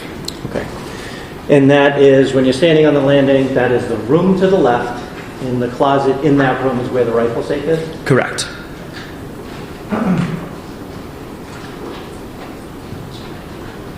And I'm sorry if I asked this already. Did you see any of the defendant's guns in that rifle safe? Yes. How many? Do you remember? I don't remember exactly. I believe there was two, but I don't remember the exact amount. Now, bear with me. I'm going to take it step by step. I'm going to show you exhibit number 49. Do you recognize what that is? Yes, that is taken from the landing going up to the second floor on the right side. That's facing our bedroom with my green safe on the floor. Okay, so the picture taker is on the landing, correct? Correct. The stairs are pretty much behind them. Directly behind. And I'm going to show you what's been marked as exhibit number 51. Do you recognize that room, first of all? Yes, I recognize the room. And that's the same room we were just talking about? Yes. The green safe is the box on the left corner of the picture? Yes, and on the ground, the large chest, the box, yes. Okay, so this is the safe you were talking about? Yes, sir. Okay. Do you know what that box is? I do not know. Have you seen that box before? I may have, but I don't remember seeing it. When you went on the 29th and retrieved your gun out of that safe, and you didn't see any of the defendant's guns in that safe, correct? I don't believe so, sir. Do you remember that box being on top? That box was not there, sir. Now I'm going to turn your attention, now that we're on the 29th, I'm going to turn your attention to the 30th. You had stated that you had been calling and texting the defendant throughout that day, correct? Yes. Were there any plans attempted to be made by anyone? She had made several attempts to try to get me to meet her at the Common. via text message. She had reached out and said, "Can we meet the Common at 2 p.m.?" My initial response back to that was, "For what?" She then again tried to get me to reason with me, to meet me at the Common again. And at that point, I said I had no gas. There was no way for me to get there. And she tried to meet up at several points, and I told her that I was not comfortable. I did not feel comfortable being alone with you. I wanted to make sure my son was okay, and I feared that his life was in danger. Yes, Where were you when the texting back and forth was happening? I believe I was at my parents' house in Stowe. Okay. At some point, did you make your way to North Andover? I did, yes. Why? I felt that my son's life was in grave danger and that imminent harm may come to him in the hands of Kelsey. Okay. So as a result of that... Well, then, there's an objection. Overruled just as the state of mind, not the truth. So where did you go? I went to my friend Hunter Hassam's house. He was renting an apartment in North Andover at the time.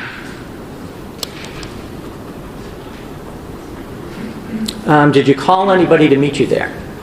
I don't know if I had made the calls or they had called me, but I had called my sister Courtney. I told her that I was going to North Andover. I had feared for my son and that I didn't know what was going to happen, but I had called her, and I was in contact with Kelsey's maid of honor, Katrina, and her bridesmaid, Michelle. So Katrina, Michelle, Courtney, Hunter, and you? Yes, sir. Are you all at Hunter's house right now? Yes, sir. Okay. Without saying what was said between was there anybody else there? Because I have 5. I believe Hunter's girlfriend at the time, she was there as well. I believe she was present. Okay. Now, were you communicating when you were there with the defendant at all?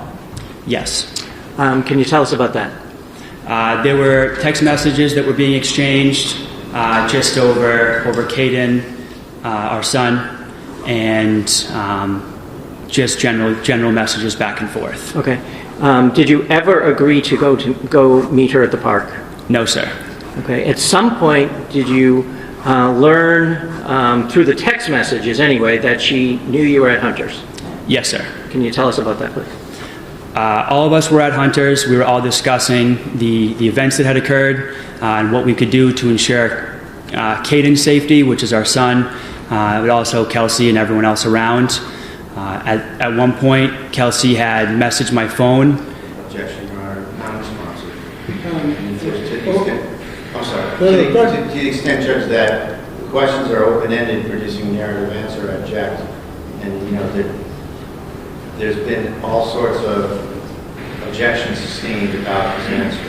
So I would ask the court to maybe direct the Commonwealth to make more specific questions so that it doesn't produce an answer that's half okay and half non-responsive and objectionable. So the objection's overruled. If you could just try to just answer the question to the best of your ability, all right? Yes, Your Honor. All right, next question. Thank you. Did she, meaning the defendant, say something to you to indicate that she knew you were at Hunter's? Yes or no? Yes. Okay, what did she say? I don't remember the exact verbiage, but it was, what are you doing? Something along the lines of, what are you doing at Hunter's? What is happening? Why are you with my friends? Something along those lines. Okay. Now, without getting into the conversation that you had with your friends and with your sister, was a decision made for you to go somewhere to do something? Yes. Okay. And what was that? To go to Lawrence to obtain a restraining order attached with temporary custody of Caden. Okay. And did you do that? Yes. Where did you go? Do you remember? I don't remember the exact. It was family probate court, I believe it was, but I'm not 100% sure. And who did you go with? I went with my sister Courtney. Okay. Now, did you fill out paperwork while you were there? I did, yes. Did anyone assist you in filling that out?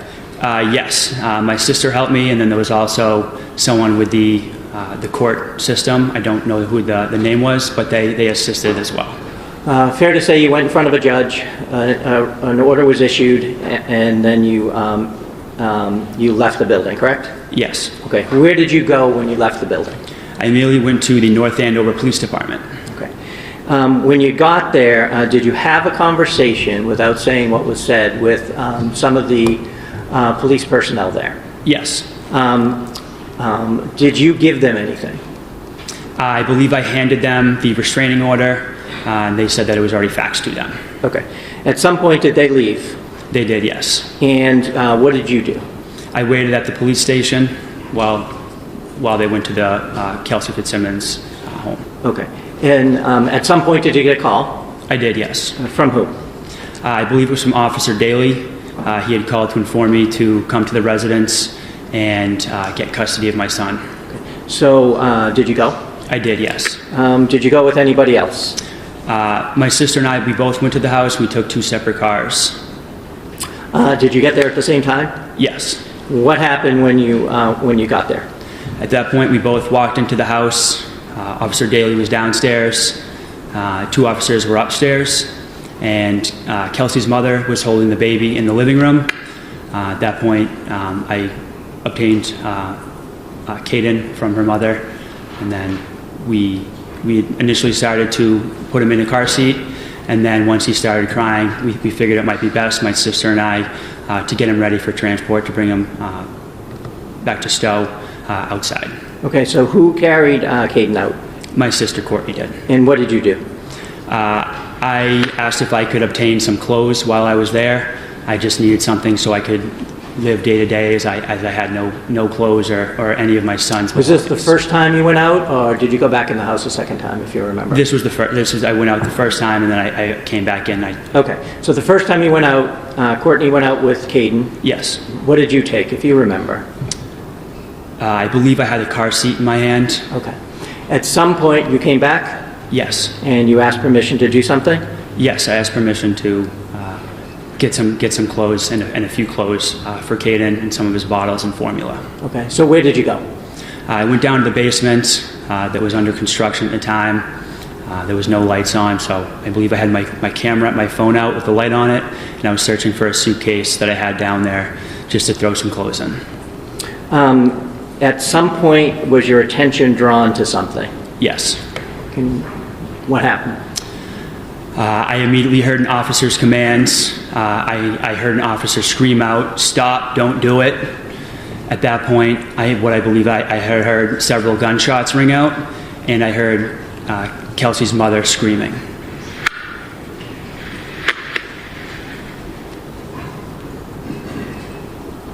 What did you do then? At that point, I immediately ran through the garage, which was connected just to the basement. There was no wall there. Again, we were putting up a wall, so I ran straight through there. I fumbled with the lock for a second to get it open, as there was no light down there. As I got it open, I threw the door open, and I ran around the side of the house, screaming for my sister to run. And so where did you go? Did you see your sister? I believe I saw her briefly. I did see her running down past the school that was adjacent to our property. With Caden? Correct, yes. So what did you do? At that point, as I saw my sister run, I knew that we needed a vehicle for transportation to get out of there, to get out of the area as fast as possible. Fearing for my son's life, for my sister's life. Sustain just what you did. I got into my vehicle. I believe I had made eye contact very briefly with Officer Houston, who was grabbing his medical bag out of his patrol vehicle. I got into my truck, and I immediately pulled a U-turn and drove where I saw my sister running from. Once I got to the other end of the school, I had stopped my vehicle, and at that point I didn't see which direction my sister had gone. So I had stood outside my car yelling her name repeatedly. I wasn't sure where she was or if she was okay. At some point, did she appear? She did appear. She came running out behind another house across the way, and she came running over towards me. And what happened when she got to you? She got in the vehicle, and then we quickly drove down the road to get away towards Mass Ave in North Andover. And where did you eventually go? We eventually made our way back to Stowe, Massachusetts, my parents' residence. Thank you. If I may just have 1 second. Yes.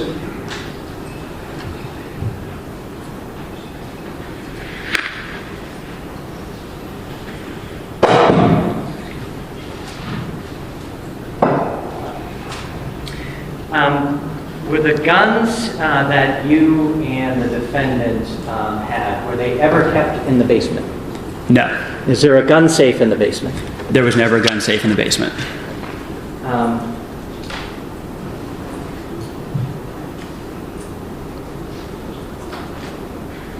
Did you have a way of remotely accessing the surveillance cameras? I could look at them. Did you before you went over? Remotely accessing them, I was able to view them, yes. Okay, when you did you see the defendant's car in the driveway? No. Okay, is that where she usually parked? Yes, always. Okay, and when I asked you that question, what time frame were we talking about? During the day, what time? Yeah. It must have been roughly 5 o'clock, 5 p.m.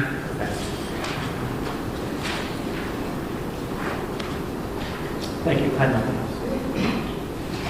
Okay, cross-examination? Thank you. Good afternoon, sir. Good afternoon.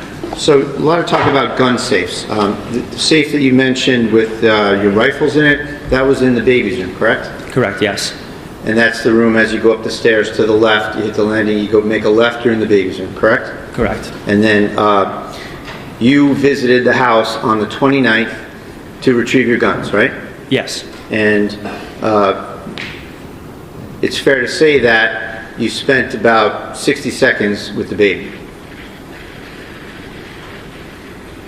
I would say that's not true.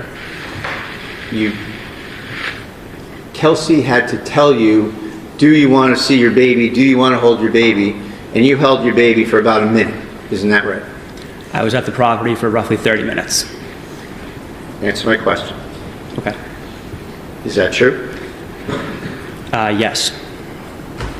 So, with respect to the gun safe in the bedroom to the right, up until then that was your and Kelsey's bedroom, correct? Correct, yes. And there was a green safe in that bedroom, right? Yes, sir. And on the 29th, you went to that bedroom and you retrieved some of your firearms from that green safe, correct? Yes, sir. In fact, that was your grandfather's safe, wasn't it? Yes, sir. And you wanted to take that with you, didn't you? I did, yes, sir. And you took Kelsey's guns out of that safe and you put them on the bed so that you could take only your guns and your grandfather's safe. Isn't that correct? I did not take the gun safe, sir. Isn't that what your intention was until Kelsey asked you not to? I did leave the gun safe, yes, sir. You left it because Kelsey asked you to leave it because she needed a place to safely keep her guns, right? I don't know if that was her intention, sir. So let's just go back a minute. You said that you went into that safe, you didn't see any other guns, you took your guns, and you left. Isn't it true that you took Kelsey's guns, which you did see in the safe, you put them on the bed, and you tried to take the safe? I do not remember if I took any of her guns out of the safe, sir. I don't remember seeing any of her firearms in that green safe. I only remember seeing them in the black safe. So, I mean, you were very interested in getting your stuff out of that house on a couple occasions. This was your chance to get your grandfather's gun safe out of there, and it's your testimony that you just decided to leave it? The only priority was removing my firearms. That was secondary because it was holding my safe, and it meant a safe transport way to move that firearm out of the house in a secure manner. And when you left Kelsey with her firearms, and you took yours and you went back to still with your father, correct? Yes, sir, I took my firearms. Now, you said you were, just want to get it right. You said that you work at the North Andover Fire Department, is that right? Yes, sir. Do you work there presently? Yes, sir. Are you on the schedule? No, sir. Why not? He opened the door. I'm sorry. Objection? Relevancy? Yes. Yeah, I'll hear you at sidebar.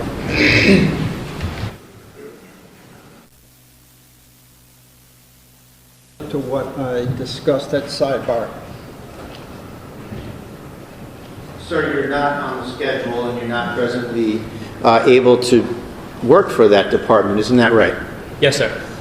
And the reason you were placed on suspension or administrative leave, whatever you call it, is because you have been caught on video many, many times using drugs that are in violation of your department and the town policy, correct? Allegations were placed against me, and the town has a responsibility to do their due diligence and investigate that matter. So that's a yes? Yes, sir. When did that go into place? I don't have the exact date, but roughly a week or two ago. Do you know the duration of this suspension or whatever you want to call it? Sustained. Oh, sorry. Let's move on, Mr. Brado. Sure.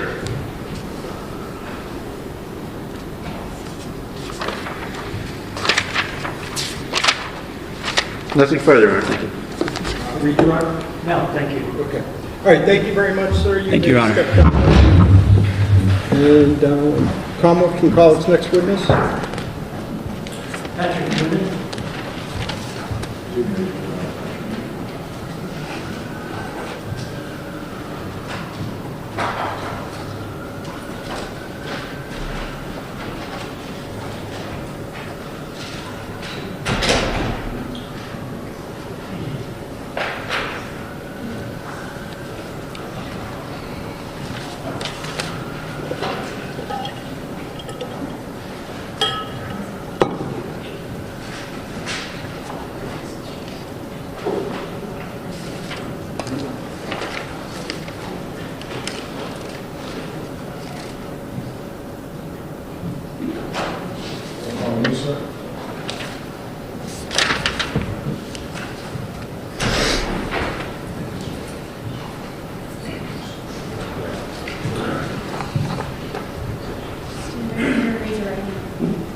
Could you raise your right hand? Do you solemnly swear that the testimony you're about to give in this cause now and hearing shall be the truth, the whole truth, and nothing but the truth so help you God? I do. Thank you. You may have a seat and put yourself right up to the mic. How are you doing this afternoon? I'm doing all right. How about yourself?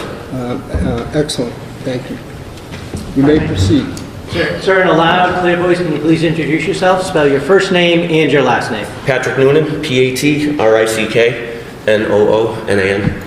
And how old are you, sir? 50. And what town do you live in? North Andover. Where were you born? Rochester, New York. How long did you stay there? Until I was about 4 years old. And where did you move to? North Andover. Who did you move with? My sister, mom and dad. And what are their names? My mom is passed, but my dad is Timothy Noonan. And what was her name? Patricia. And your sister? Mary. Does your sister live in the area? She lives in Lynn. Where did you go to school? For high school? Grade school, high school? The North Andover Public School systems, and then for high school I went to St. John's Prep. And did you play any sports there? Hockey and lacrosse. Did you graduate? I did. Once you graduated, did you further your education in any way initially? Initially, yeah, I went to Siena College for about a year, and then that wasn't working out. I got my degree later on down the road. What did you get your degree in? Criminal justice. From where? UMass Law. Now, after you left Siena, did you work? Yes, I did. What did you do? I worked at Macy's Security. Okay. And at some point, how long did you work there? Couple of years. It wasn't too long. Did you meet anybody significant in your life while you worked at Macy's? My wife. Who's that? Angie. Okay. And was she working there also? She was. Did you get married at some point? We did. Okay. I'm going to ask you a dangerous question. What's your anniversary? It is December 22nd. Okay. 1999. 1999. Okay. Yep. Thank you. Do you have any kids? I do. How many? Just one. Boy or girl? Boy, Joseph. And what does Joseph do? He is currently at UMass Lowell as well, studying environmental engineering. Have you lived in North Andover ever since you've been 4 years old? No. Did you move around? I did when I was in the military. Okay, we'll get to that. Oh. I'm sorry about that. At some point, you talked about you were in the military. What area of the military did you join? Air Force. Okay. And when was that? That was in '99. And where is boot camp for the Air Force? Lackland Air Force Base in San Antonio. Okay. And can you tell us a little bit about boot camp? Some of the training, some of the things that you were subjected to, I guess? Yeah, I mean, it's some sleep deprivation. You also have, you have to learn how to march. They basically strip your identity and try to build you up as a team. Okay. Firearms training, things along that. At some point, did you make it through boot camp? I did. Did you, I guess, enlist or volunteer to any special area of the Air Force? Security forces. And what is security forces? They're basically the defenders of the force. So when I went in, I went through my tech school, which is almost like a police academy. We learned various different things in there, land nav, different weapons systems, things of that nature. And then once you graduate, you get your orders cut. And what were your orders originally? Cheyenne, Wyoming. Okay. And what was your role when you were in Cheyenne, Wyoming? I originally, when I was waiting for my security clearance, I was originally working on the ground. So ingress, egress from the gates, a cruiser, enforce the laws of the Uniform Code of Military Justice. When you're going through that type of training, are you trained in the use of firearms? Yes. Any different, all different types? Yes. Any other types of weapons? Yes. Such as? The 60, which is a fully automatic machine gun. The SAW, which is pretty much the same, only it's a little lighter. The 203, which is an M16 with a grenade launcher attached to it. M16 and also your sidearm. Eventually, did you get your security clearance? I did. Okay, and was your assignment different when you got that? Yes, they moved me over to like a camper team. So whenever a facility goes down, you go with a 4-man team to protect the site. Okay. What kind of sites are we talking about? Missile sites. Okay. Nuclear missile sites? Yes. And are they in one state, more than one state? Tri-state. And what tri-state area was that? That would be Wyoming, Nebraska, and Wyoming, Nebraska, Colorado. Okay. And was that your range, or? Yes. And at some point, well, can you tell us a little bit about the training you got? Was there any specific training for that job? It was basically like on-job training. Okay. We're already trained up, so you get your orders, you get your assignment, and you link up with your 4-man team. Okay. At some point, did you move on from what you had described as a camper team? Yes. To where? Fire team. And what is a fire team? Fire team consists of 4 people. Each person carries a different weapon, from the machine guns to the 203, so on and so forth. Our primary responsibilities were if any alarms were tripped on any of the missile sites, we respond. Okay. And so you're heavily armed. Mm-hmm. Is when you say you respond, is that on the ground? Yes, it's on a Humvee. Yep. Okay. Did you at some point move from a camper team to something else? Yeah, to the fire team, and then from the fire team, I went to the 37th helicopter unit. Okay, so the helicopter unit.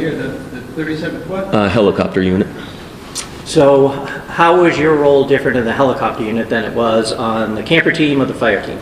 We're still a 4-man fire team, but our primary mission there was to have overwatch whenever we're transporting nukes to or from base. And we basically radio down to the U.S. Marshal if we see a potential threat up ahead. When did you leave the service? 2003. And when you left the service, did you go to work anywhere else? Seabrook Nuclear Power Plant. In what capacity? As an armed guard? And any specific training of that, or did you rely on your military training for that? There was also additional training for that. I think it was like 22 weeks or 12 weeks. And what kind of trainings were that? Just basic knowledge about nuclear energy, where to go in the plant, where not to go, different hazards to look out for, firearms training, and general knowledge of the whole plant itself. At some point, did you decide to move on from Seabrook? I did. And what was your plan at that point? The North Andover Police Department. I got on as a full-time reserve. Okay. And how long were you a full-time reserve? For 1 year. And then did you become a full-time police officer? I did. Went to the academy in 2006. At some point during your tenure at the North Andover Police Department, did you have additional responsibilities? Yes. What were those? Areas of responsibility, different sectors you're assigned to, respond to calls of service, 911, medical, effect arrest when necessary, enforce motor vehicle law. Okay. What is RRT? That's the regional response team. And what is that? They're a part of NEMLEC, and the RRT team primarily they deal with big crowds, riots, crowd control when it comes to let's say big games. If we win championships, just extra security, and also kind of like a search and rescue. If people go missing somewhere, they'll deploy the RRT to try to find them. Were you part of that team? I was. For how long? I would say about a year. And NEMLEC, that's NEMLEC, correct? Yes. Northeast Massachusetts Law Enforcement Council? That's correct. Okay. Did you apply for a different role with NEMLEC at some point? And what was that? SWAT team. Okay. And what's the difference between the RTT, the Regional Response Team, and the SWAT team? The SWAT team primarily is special weapons and tactics. So we get trained up on different weapons, different uses of less lethal. We execute warrants, knock and no knock, for drugs and guns. If there is a hostage situation, I mean the whole gamut. Anything dangerous is what SWAT usually goes in for. And so, was this a team you had to apply for? Tryout. Tryout. Mm-hmm. Okay. And what did that consist of? 8 days. It was like a 3-mile boot run in the morning, and then you had to do push-ups in a certain amount of time, sit-ups, squat thrusts, squat benders. Then you had to run 1.5 miles after that and make a specific time. After that, it was I think it was a 3-mile obstacle course you had to complete in a certain amount of time. And then after that, it was all firearms. Okay. What's stress shooting? When you shoot under stress, so typically how we induce stress when we want to stress shoot is we'll do sprints, we'll do... Brown?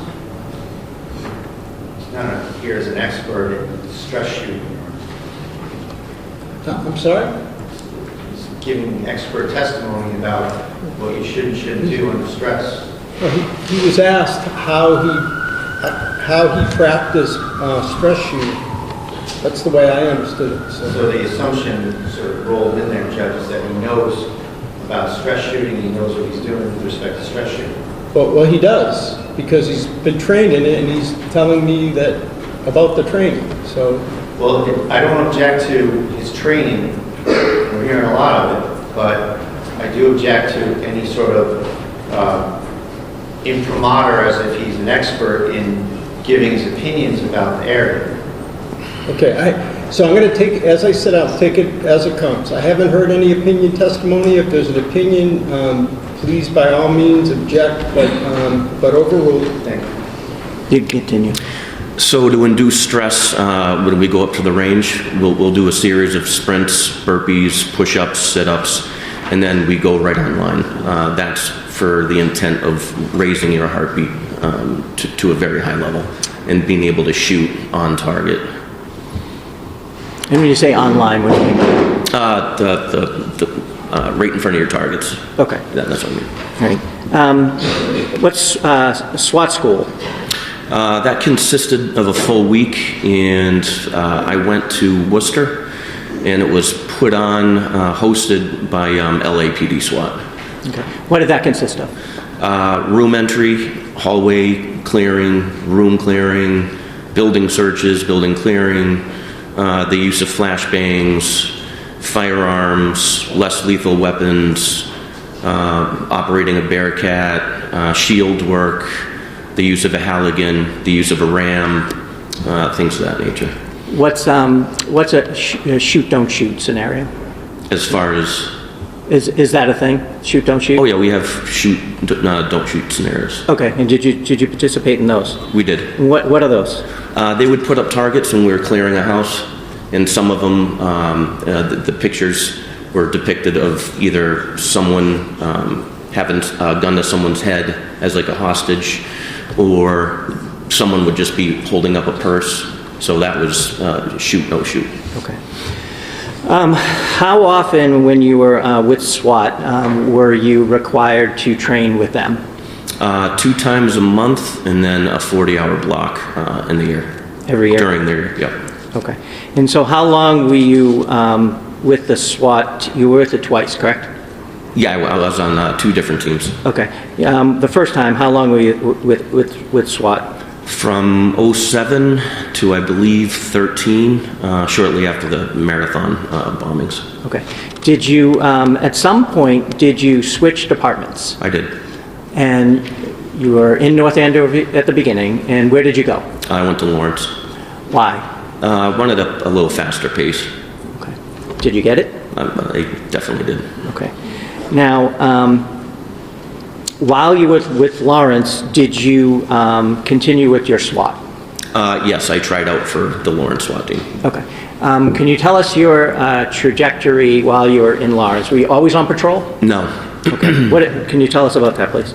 Became a field training officer, and then I wound up in detectives for several years, and then I went back to patrol to field train the new guys.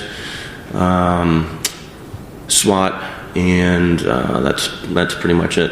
Now, you said you tried out for the Lawrence SWAT team, correct? Yep. And how long did you do that? That was another 8-hour day. Okay. I'm sorry. No, was that, I don't mean, that was a bad question. Oh. How long did you make it, right? You made Yes. it. And how long did you participate in the Lawrence SWAT team? I believe 2019 to by the time I departed and went back to North Andover. Okay. And so, 2024, Your Honor. You're welcome. why did you come back to North Andover? I just wanted to bring my training and experience back to where it all started. I have 10 years left, so yeah, that's about it. And I'm getting older, so a slower pace is kind of needed. Okay. So I'm going to turn your attention back to June 30th of 2025.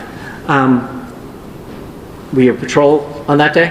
Yes. Okay. What was your shift, if you remember? I did a swap, so I was working for another officer.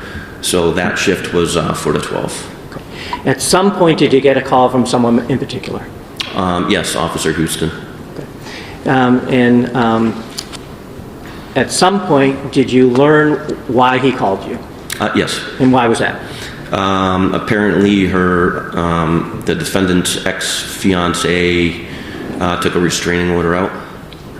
You had to serve it? Yes, we had to serve it. Did you know that person? Did you know a person by the name of Justin Aylaian? Didn't know him, but I met him on one occasion. Okay. Did you know the defendant, Kelsey Fitzsimmons? Knew her, but not well. she was on maternity most of the time that when I first transferred over. So. All right. So you got a call from Houston. I did. Where did you go? We met behind the Atkinson School. It's called the CCC, and he explained the situation to me. Okay. Was he anybody else arrive at that point? Not yet. Okay. At some point, did someone? Yes. Who was that? Lieutenant Daley. Did you talk about any plan as to how this was going to occur? Yeah, Lieutenant Daley said that he'd do the talking, and she, based on the restraining order, Justin was supposed to get custody. Oh, sorry. Well, I'm sorry. Well, I'll jump in. So you knew that there was potentially a child there. Yes. And that the child would be transferred from the defendant to the fiancé, correct? That's correct. Okay. So where did you go? So from there, I pointed out to Officer Houston and Lieutenant Daley the positioning of where the defendant had parked her car, which was at least 150 yards away from her house, and we all thought that that was very odd. Objection. Motion is straight. Overruled. So where did you go? We pulled up right before the house. The foliage was pretty overgrown, so we left our cars there, got out, and walked up to the front door. Okay. At some point, did you come into contact with the defendant? Yes, we did. How did that happen? Lieutenant Daley knocked on the door or rang the doorbell, and she came out. Okay. Was she with anybody? Her baby. Well, where did you go? We went into the family room. She went straight to a couch that's off to the left, and I kind of went straight. There was another couch, and I believe Houston was to the left of me. Did you see and hear Lieutenant Daley interacting with the defendant? Yes. Can you tell us what you saw? He explained the situation that Justin had taken the restraining order out, that we were going to have to remove firearms from the house, and that the baby, their son, he was going to be in Justin's custody for, I think it was 14 days until the next court hearing. When Lieutenant Daley mentioned that the guns were going to be removed, did the defendant say anything about that? Yeah, she said that they were located downstairs in the basement.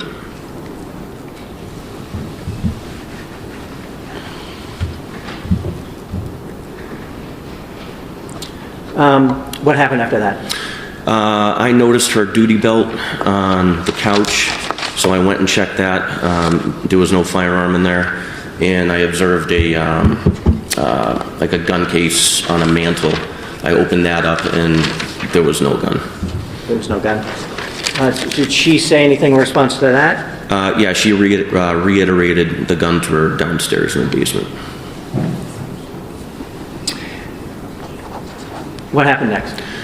She went to gather some belongings for their son, and she came up and handed me the baby. He was screaming. I was trying to calm him down. I believe she gave me his bottle, and I was trying to feed him, but I'm thinking it can't be too comfortable. I wear an outer carrier vest, and I have all my equipment in the front, so it was kind of hard to cradle him. Did you eventually hand the baby off to someone else? I did. I believe Lieutenant Daley. Okay. Now, do you typically wear gloves when you're on duty? I do. Were you wearing gloves that day? Yes, briefly for maybe like 10 minutes. Okay. Did you take them off once you were in the house? I did. Now, did Miss Fitzsimmons leave the room at all? While I was with the baby, yes. Lieutenant Daley and Officer Houston escorted her around. I think it may have been a kitchen area. I never went back there, so I just basically stayed in the family room with their son. Okay. Did, on a typical restraining order service, would you let a person who is the subject of the restraining order walk around the house unattended? No. Okay. At some point, did they come back? Yes. Okay. What happened after that? I handed the baby off. I was standing in front of her stairs, and she had stated that she had clothes upstairs for the baby, so I handed the baby off. And so did someone go upstairs? Myself and Officer Houston. Okay. Where did you go? Right at the top of the stairs, it's like it's a very small hallway. Right to the left is the baby's room. Right to the right is the main bedroom. Okay. And so where did she go first? To the left, to the baby's room. And what did you observe? I observed a crib. The back wall had bookshelves of sort, and there were just clothes on the ground. Did you enter the room or did you stay on the outside? I entered the room there. Okay. What did you see the defendant doing, if anything? She was wrapping up baby clothes, and she put them in a car seat. And then while she was doing that, I heard an older lady come in and start to yell at Lieutenant Daley. Okay. Did that create any reaction from the defendant at all? No. I asked her who that was downstairs, and she looked up and said she had no idea. Okay. What happened next? She handed me the baby seat and asked me to take it downstairs, and I told her no. Okay. What did you do with it? I put it on the ground. I said, we'll deal with that later. Okay. What happened next? She started packing a lot of books, and it's almost like this round basket with two handles. And I explained to her that her son's 4 months old. No need for all the books. You know, you're going to see him in 2 weeks. So. What did she do with the books?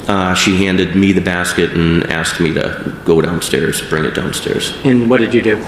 I told her we would deal with it later, and I put it down on the ground. Okay. And you told her she'd see her son in 2 weeks? Yeah, roughly. I said your next court date is on the 14th.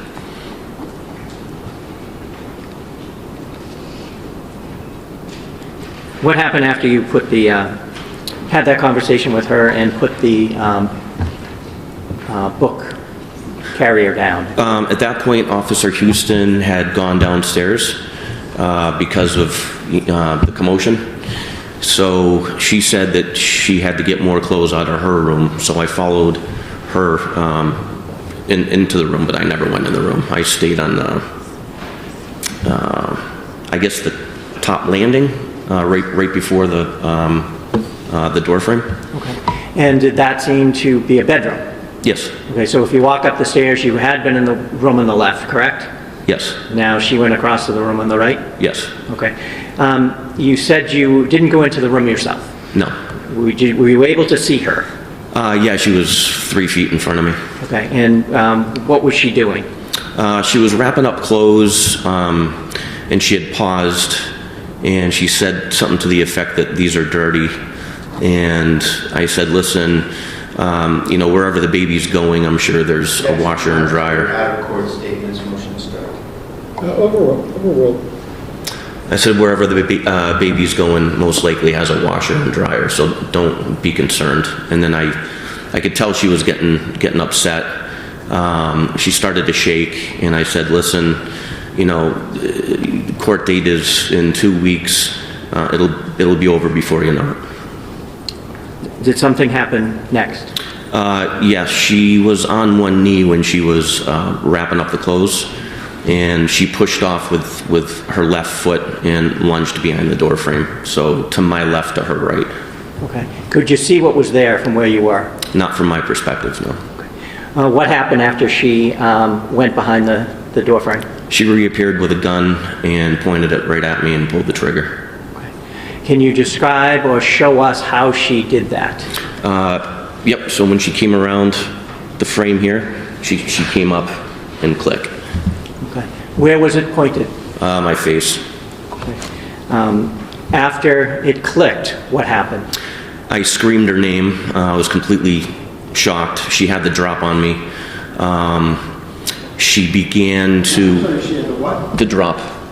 Drop? What do you mean? Which means she had the tactical advantage over me. Okay. I drew my weapon. She was already backpedaling, and she was doing what we call a tap rack. Basically, when you do a tap rack, that's when your gun malfunctions. So when you tap the magazine, you want to make sure it's properly seated in the magazine well, and then you rack the upper receiver, or the slide. Okay, I think the judge was writing. I'd like him to see this, if I could. If you could just, because you made some... I'm trying to understand the lingo, too. Is it a tap, wrap, like a... Rack. Wrap? Rack, yes. Okay. May he stand up so you can see what he's doing, Judge? Yes. So a tap, and a rack. Okay. So tap on the bottom of the magazine? Yes. And a rack. Did she do that once or more than once? She did it twice. So the first time she did it, it was slow motion. I could see her hand slide off the top of the receiver. She started moving her way around the bed, and she began tap racking again. And I was yelling at her, "Don't do it! Don't do it!" And then what happened? After she successfully got around in the chamber, her right arm started to come up, and I shot twice in rapid succession. At her? Yes. Can you hold on one sec, please?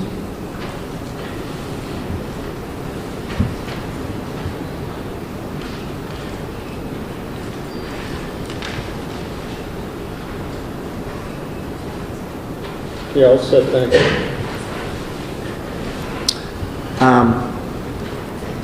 What did you observe after you fired the second shot? I saw her flinch. The gun went down, so I stopped shooting. She stopped her action, and then she went to the ground. Okay. Where was she at this point? On the opposite side of the bed, in between the wall and the bed. What did you do next? I covered down on her. And what does that mean? I kept my gun on her or in the area of where she was, because I couldn't really see all of her at that point. What part of her could you see? I think her legs, maybe. I don't really remember. Okay. Did someone else appear at that time? Lieutenant Daley. Okay. And what did you see him do, if anything? He came up, said, "Where's the gun?" I said, "She still has it. I'll cover you." And so what happened? We walked around the bed. I stayed lethal force on her. He rolled her and saw the gun. Okay. Did you see the gun? I did too. Yeah. What happened with the gun? He put it on the bed, and she was still conscious, alert, moving. I grabbed the gun. I moved it to the other side of the room. Okay. What did you do next? We immediately started first aid. Okay. How so? Putting pressure on the wound. We wanted to see if there was an exit wound, which there was. So we were trying to stop the bleeding. Officer Houston came running upstairs with a med kit. Lieutenant Daley started to wrap the wounds in gauze. And then Officer Karp came into the room, and I ordered him to secure the weapon. Okay. And did you see him do that? I did. Did you hear the defendant saying anything after she was on the ground? It hurt, and I said, "Just keep breathing. You have a baby to live for." What happened next? The medics showed up, fire department, and we all got out of their way so they could start working Kelsey. Did they transport her out? Yes, they did.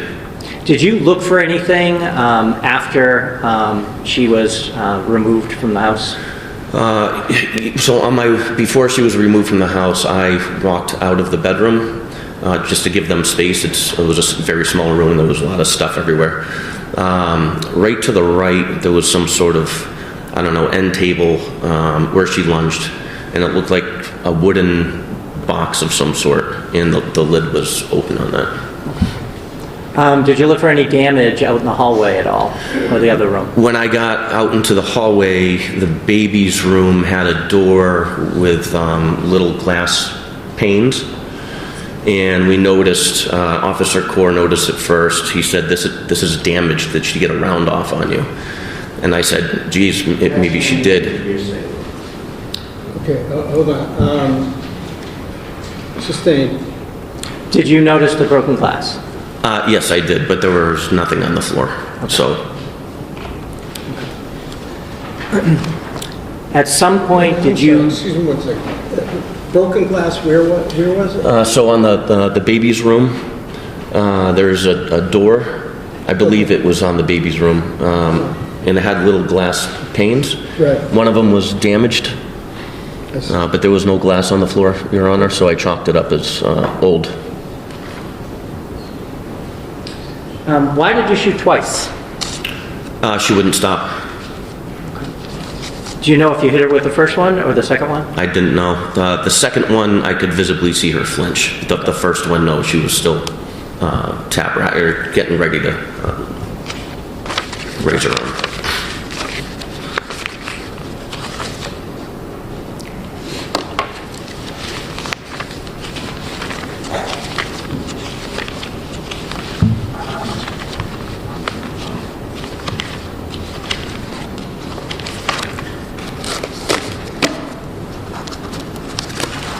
Sir, I'm going to show you a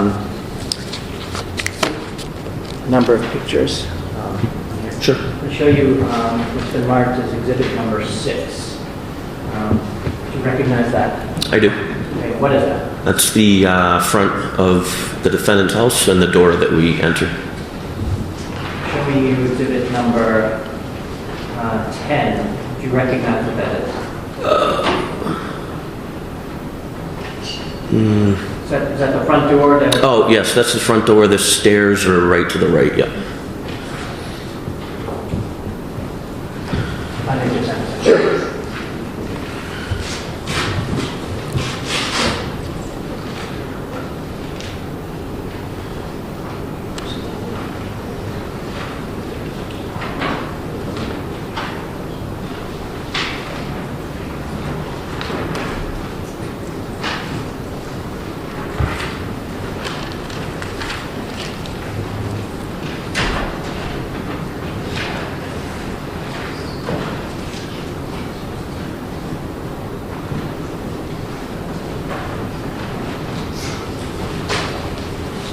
Show you what's been marked as exhibit number 36.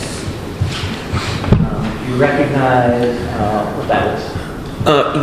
The stairs leading up. The stairs leading upstairs. So right to the right would be the master, and if you took a quick little left, the baby's room. I'm going to show you what's been marked as exhibit number 39. Is that the baby's room that you were talking about? Yes.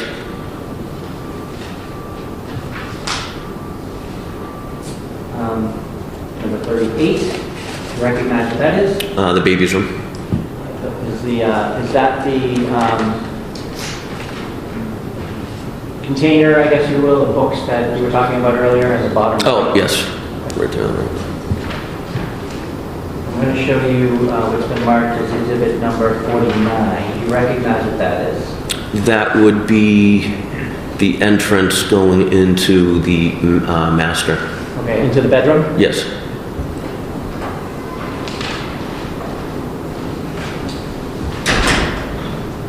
Show you what's marked as exhibit number 51. Do you recognize what's in that photo?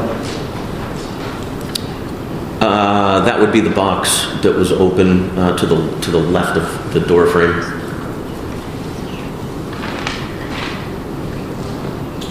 Number 50. Do you recognize what that is? Yes. Where were you in relation to this picture? Where were you when you first observed Miss Fitzsimmons pull out the gun and aim it at your face? Right before the door frame. Okay, so you backed up a little? Yep. Okay. Probably right, whoever took that picture, probably right there. And where were you in relation to the door frame when you shot your weapon? I used part of the door frame as some sort of cover, and I was leaning up against it with both my hands. So my gun and my wrists would have been in the room. Let me show you what's been marked as exhibit number.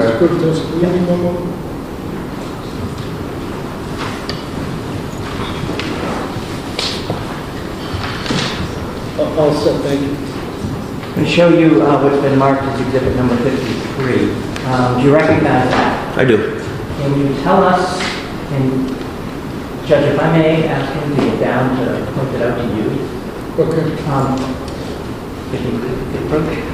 Can you tell us where this Fitzsimmons was?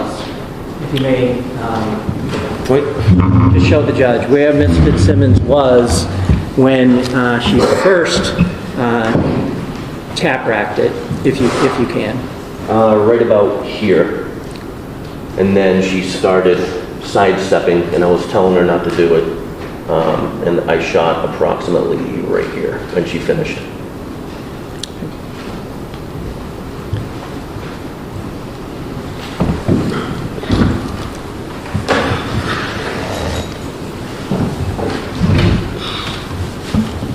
I have nothing else. All right, so makes sense to stop for the day at this point. And we'll pick up at 9 a.m. tomorrow morning. And witnesses, the folks that are on the witness list should continue to follow my order and rule. And that is not to watch any of the other folks' testimony. And you will pick up tomorrow morning. All right. We'll stand in recess.